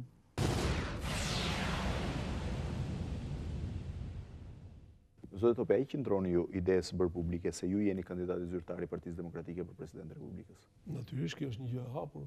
Por unë jam shprehur që jam vetëm i Partisë Demokratike për momentin. Pra, nuk jam i mazhorancës. Vërtet ka pasur deklarime qoftë konsistente, po dhe spontane. Natyrisht ka pasur edhe deklarime kontradiktore, sepse e tillë është politika dhe sa vjen dhe forcohet debati politik, por unë do ta konsideroja veten zyrtarisht në garë në momentin kur e tërë pjesa e mazhorancës do të ofronte konsensus, pra do ishte sinkronizuar rreth këtij emri dhe realisht në garë në momentin kur realizohet procedura e fillimit të konkurimit sipas kushtetutës. A do ta shihni veten tuaj si kandidat? Po dua përgjigje sinqert se zakonisht njerëzit e kanë vështirë të japin një përgjigje. Jo, sigurisht unë nuk kam ardhur këtu për të bërë demagogji. Unë po ju them me shumë sinqeritet dhe duhet jem i hapur që nuk është rasti sonde këtu që as nuk kam ardhur, besoj se as nuk është dhe qëllimi juaj, që të shihni tek unë të bëj një deklaratë për kandidimin si presidenti. Por mua do ishte shumë mirë nëse do ta bëni, por kjo është zgjedhja juaj. Ose të bëja një vet deklarim. Por nuk duhet jem as hipokrit, se nuk më pëlqen hipokrizia në veprimtarinë time, qoftë intelektuale, qoftë publike. Prandaj edhe po të them që si çdo politikan, edhe unë kam aspiratat e mia legjitime të bëj një karrierë të suksesshme në politikën shqiptare dhe këtu nuk ka absolutisht asgjë të keqe që çdo politikan, cili do qoftë ai, i çfarëdo niveli, të aspirojë të arrijë kreun e shtetit në vendin e tij. ishin këto ndër 4 deklarimet, e 4 i vjen nga presidentin detyr, Alfred Mojsiu, i cili edhe ka thënë dhe se ka thënë, në fakt shumë qartë, ka vënë vetën dispozicion të Shqipërisë për një mandat të dytë, po ndoshta nuk e ka thënë kaq eksplicite. Kalojmë në spotet publicitare dhe rikthehemi për 20 minutat e fundit, ku secilit kandidat do të japë një kohë prej 5 minutash për komentatorët. Do doja që negociatorët vetëm në fund kenë nga një konsiderat përgjithshme, sepse e di që s'do jenë shumë komod në komentimin e emrave konkret. Spotet publicitare rikthehemi. Nano, Topi, Milo apo Mojsiu? Jemi rikthyer sërish në 20 minutat e fundit të emisionit në këtë diskutojmë mbi presidentin, mbi procedurat për zgjedhjen e presidentit të ardhshëm Shqipërisë, në fakt mbi negociatat, sepse procedurat janë të përcaktuara, negociatat janë ato që do të çojnë deri te procedurat. Ka dështuar votimi i parë, mbeten edhe 4 votime tjera për zgjedhjen e presidentit të Republikës Shqipërisë, i cili pritet betohet në datën 24 korrik në orën 18 në pallatin e brigadës sipas procedurës, por që ende nuk dihet se cili do të jetë. Ka 4 kandidatura nga politika e lartë ose nga politika aktive, që kanë shprehur ambicet e tyre, ju ndoqët 3 prej tyre, duke i marrë në 20 minutë që në fundit e emisionit do të kërkoj, duke ju kërkuar dhe komentatorëve të janë sa më përmbledhta. Zoti Baze, nisur me presidentin aktual, cilat janë shanset e Mojsiut? Mendoj që nuk ka shanse për të zgjedhur president, për shkak se për të rizgjedhur. Për të rizgjedhur, për shkak se shumica është shumë e qartë dhe problemi kryesor politik në këtë moment e ka presidentin aktual. Kështu që jam shumë i qartë. Shumica sot në pranon të shkojnë në zgjedhjet parakohshme, por nuk pranon kurse si të zgjedhet Alfred Mojsiu president.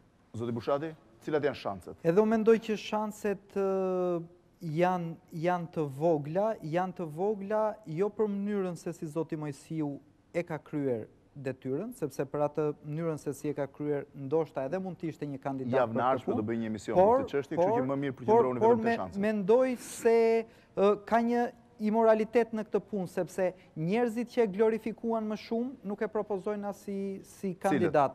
Zoti Klosi e përmendi me terma që mu duken pak folklorike, njeriu më i dashuruar nga jugu në veri, dhe kur mendon dhe kur thua këtë, nuk ke si mos ta propozosh më pas si kandidat për president.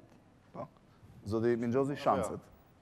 Megjithëse zoti Berisha u shpres fundin parlament që nuk do të paragjykojë asnjë kandidaturë që vjen nga opozita.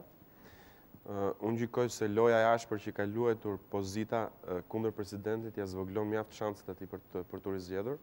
Prandaj dhe ndofta kjo shpjegon edhe qëndrimin e zotit Mojsiu, i cili ka luajtur me profil tulët dhe është munduar të shmangë deklarimeve të hapura për njëri kandidim të tij. Zoti Lubonja? Mendoj që e do apo nuk e do Berisha heqjen e prokurorit, gjithsesi Mojsiu do që ta heq, sepse edhe politikisht konsiderohet si humbje në kuptimin e forcës, sepse kjo tek e fundi është një provë force me dy palve, dhe kështu që sikur të mbetet Mojsiu, atëherë është një lloj sikur të konsiderohet një 2 vjeçar i nënshtruar. Cilat janë shanset e Bamir Topit, zoti Baze? Mendoj që për shkak të procedurës parlamentare të zgjedhjes presidentit është kandidati me më afër konsensusit për 84 vota. Aktualisht ai mundet të sigurojë 80 vota në parlament. Shansi vetëm mendoj që është nga mënyra se si ka filluar tryeza e partive politike. Mendoj që partitë e tjera të cilat po përjashtohen nga Partia Socialiste për të përfaqësuar në bisedime mund të kenë një lloj rebelimi, dhe nëse ndodh kjo, mendoj që në votimet e fundit zoti Topi mund të ketë shanse të jetë presidenti i votuar. Mund të thyen qëndrimin, vendimin e partive të opozitës dhe të hyjnë për të bashkuar votat me emra. Zoti Bushati? Zoti Baze tha që është shumë afër, në pamje të parë duket vërtet shumë afër se është njeriu që mund të mbledhë numrin më të madh të votave, po për mendimin tim është po aq afër sa Sizifi që mund të ngrihet deri në një pikë dhe do ulet gjithmonë, sepse pala tjetër mendoj se do jetë gjithmonë e vendosur për të mos i dhënë këtë benefic Partisë Demokratike. Kështu që unë shanset ja shoh të vogla. Zoti Minxhozi? Unë gjykoj se zoti Topi ka shanse mjaft pakta për të zgjedhur presidentin e Republikës, për arsye të cilat i parashtrova dhe më lart. Së pari, PS do të kërkojë që të evitoj atë situatë që e përmendi dhe zoti Klosi, pra të një, le të themi, të një okupimi të 3 posteve më të larta të shtetit nga 3 zyrtar të lartë të njëjtës parti. Dhe së dyti, siç e thash, gjykoj se PS po luan me kartën e Topit, atë që Berisha po mundohet luaj me kartën e Nanos, por që do ta diskutojmë ndoshta pak më vonë, pra që duke u munduar që me anë të rrëzimit të Topit të shkaktoj një konflikt nëse do të mundet brenda majorancës, i cili do të lidhe me reagimin teorik të konfliktoj kryeministrin me zotin Topi. Zoti Lubonja? Shanset? Nuk është fare pa shanse, po ka shanse të pakta, do të thoja unë, dhe shansin më të madh mund ta ketë nëse Meta dhe Berisha do bëjnë një marrëveshje kundra Nanos për të zgjedhur Topin. Pra ta na shkalohet Partia Socialiste, thonë. 84 vota. Po, ai që tha zoti Baze. Por ka qenë një marrëveshje fillestare. Mendimi im për Topin është ky që ai ka pak shanse sepse jo vetëm që Berisha ka problemin që duke vënë Topin,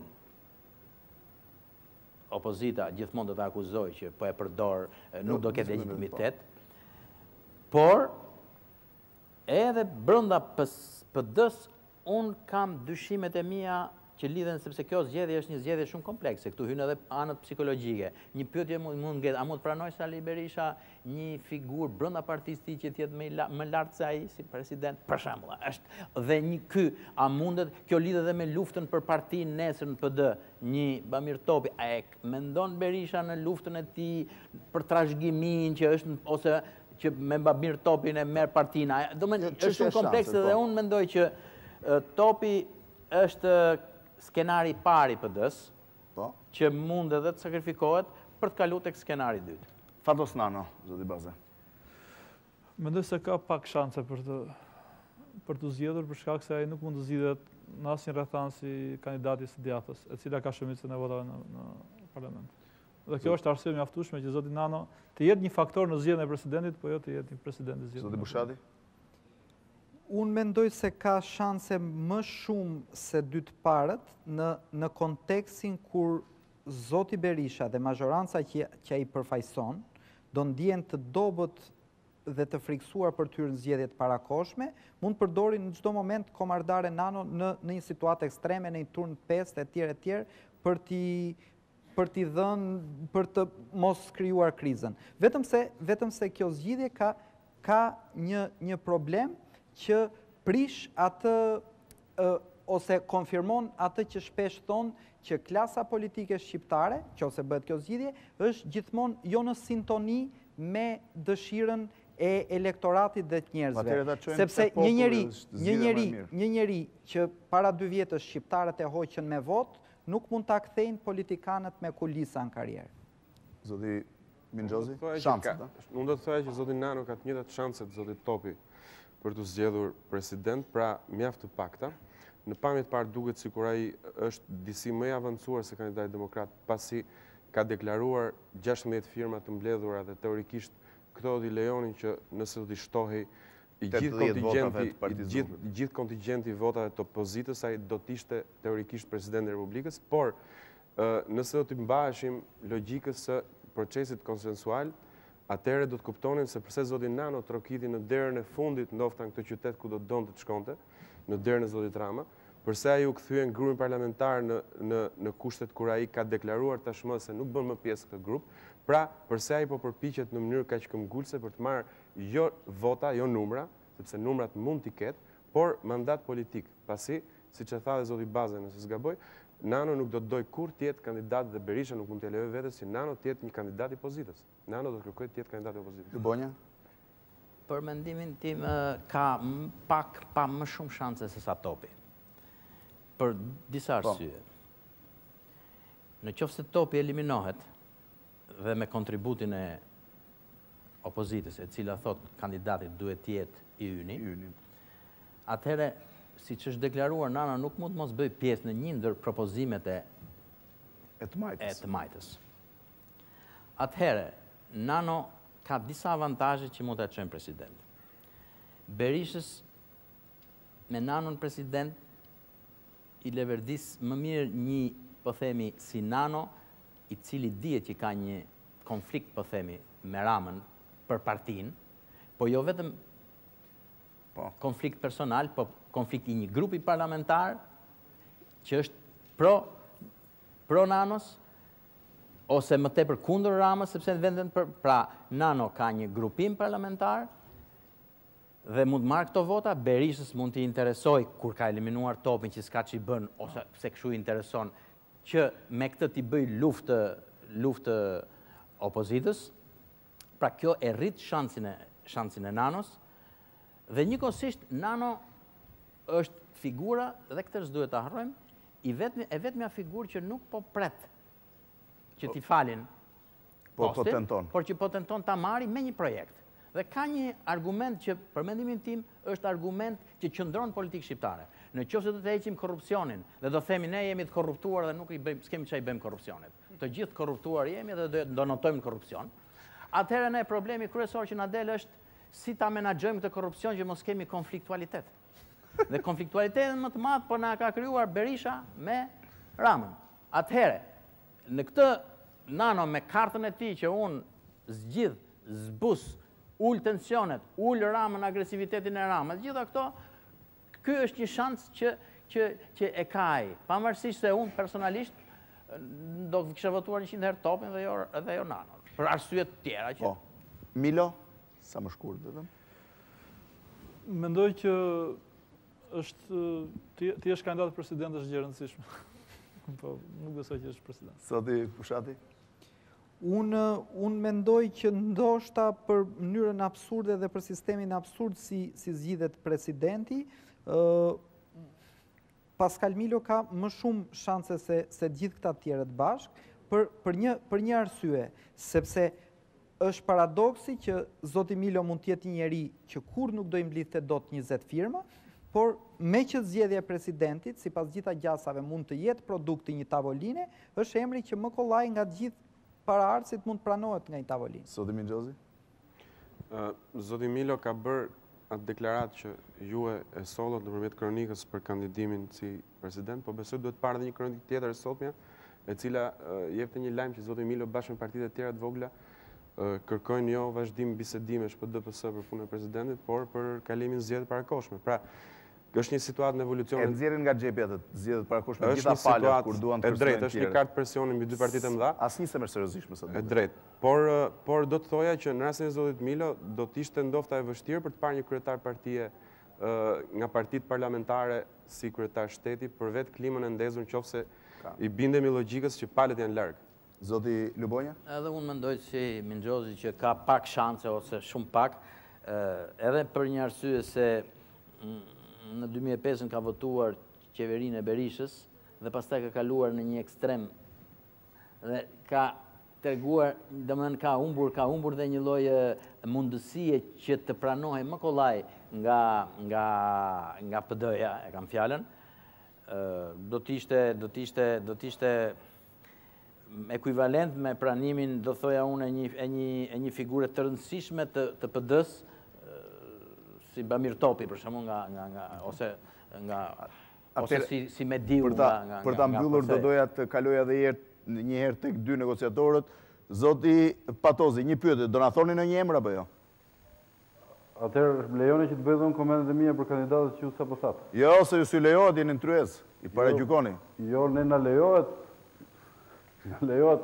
Atëherë, shiqur që erdhëm të emra. Atëherë. Nëse mund të bëj një koment, atëherë për zotin Mojsiu, zoti Bushati u tregua shumë bujar, se i dha pak shanse. Në fakt, unë do thoja që ka shanse 9-0, nëse do shpreheshim kështu, dhe jo për shkak të tregimit forcës apo të mungesës forcës, po mënyrën se si ai ka administruar vendin e koltukun e lartë të kreut shtetit për gjithë këtë kohë. Sa që unë mënyrë me humor do konsideroja kështu që unë do kisha më tepër preferencë të votoja për kolegun tim socialist Ndryqim Hysa, se sa për presidentin aktual të Republikës. Lidhur me zotin Topi, unë e thash një herë dhe i mbetem atij argumenti që është njeriu më me shumë shanse për shkak se është shumë afër numrit të duhur për president të Republikës dhe bashkohem në një farë mënyrë me analizën e zotit Baze për këtë çështje. Lidhur me zotin Nano dhe zotin Milo, unë po i fus të dy në një përkufizim që i kanë edhe këto shanse drejt zeros për shkak të superioritetit që ka në raport me këta kandidatura e zotit Topit, por edhe për një fakt që nuk u tha këtu nga gjithë analistët, që është problemi se mëtonjësit e majt për karrigën e presidentit që ndodhen në sallën e parlamentit apo të tjerë që përgjojnë jashtë sallës parlamentit janë shumë më tepër se sa u përmendën këtu. Pra, një kandidat apo dy kandidat apo më shumë kandidat që kanë probleme me krahun e vet politik, që kanë shumë të vështirë që të pranohen në krahun e vet politik, sigurisht që nuk mund të aspirojnë dhe nuk mund dhe do të kenë tmerrsi të vështirë për të bërë president të Republikës. Zoti Klosi? Unë, Fezit, nuk do dëshiroja në asnjë rast tyja të komenti emër, pasi siç e thatë janë pjesë e negociatave dhe nuk do të prononcohesha. Do doja vetëm sqaroja momentin që ndërhyri Bushati për sa i përket kandidaturës zotit Fevziu. Natyrisht nuk në asnjë rast nuk përjashtohet si kandidat e mundshëm i paraqitur nga ne, por për ne vazhdon të jetë gjithmonë parimi. Ne nuk do donim në asnjë rast që të paraqisim një president i cili nuk do të paktën nuk të ishte e mundur mbi palët, në rast më të keq të ishte mes palëve, pas një rast mos jetë palë. Pasi palat prodhuan në Shqipëri në 97-ën, kur kryesia e PD-s i kishte të treja pozicionet të së Prandaj ne do vazhdojmë të kërkojmë që, dhe kjo është shumë e çuditshme, si ka mundësi që gjithë politika e djathtë prodhon vetëm një figurë. Kjo është mbase filozofia se si ndërtohet politika në PD, secili merr topin e vet dhe atë vazhdon ta luajë gjatë gjithë kohës. Prandaj vazhdoj të them që shanset për një kandidaturë djathtë përsa kohë që ne kemi votat në parlament, përsa kohë që do 84 vota dhe nuk do ndryshojë numri nga 84 në 80, janë shumë afër zerës për një kandidaturë djathtë dhe janë shumë pranë fitimit të një kandidature që siç e thash do të ishte o mbi palët o të paktën mes palëve. Zoti Klosi, mund na e thoni se si ja themi njeriu, kush janë kandidaturat që ju do preferonit? Ne do të preferonim çdo politikan të majt dhe këto e kemi të shkruar në draftin që kemi paraqitur për të negociuar, i cili natyrisht ne nuk kemi përfshirë dhe nanon? Përfshirë çdo që është politikan i cili nuk bëhet palë me palën e djathtë. Është shumë e thjeshtë logjika jonë. Ne nuk kemi politikë për emrat përveçëm, kemi politikë për parimet. Po, faleminderit. Atëherë, vetëm 30 sekonda, zoti Baze, midis këtyre 4 emrave, kë do preferonit ju? Kë do votonit po të ishit në parlament? Bamir Topin. Bamir Topin. Zoti Bushati? Po të kishit një vot në parlament? S'do shkoja ditë. Zoti Minxhozi? Nëse do të duhet zgjedhim patjetër mes 4 emra, zoti Milo. Zoti Lubonja? Zoti Topi. Atëherë nuk po e zgjas më, jemi në kufit e 120 minuta, prej rreth 2 orësh po diskutojmë këtë çështje, e cila me sa duket do vijojë të mbaj pezull ende politikën shqiptare negociate. Pasme falenderoj 2 negociatorët, zotin Astrid Patozi, krye negociatorin e Partisë Demokratike, dhe zotin Blendi Klosi, krye negociatorin e Partisë Socialiste, se dhe 4 komentatorë, zotin Baze, zotin Bushati, zotin Minxhozi, zotin Lubonja për këtë bisedë në studio. Do rishemi sërish të njëjtën e ardhshme në orën 21. Natën e mirë dhe mirupafshim.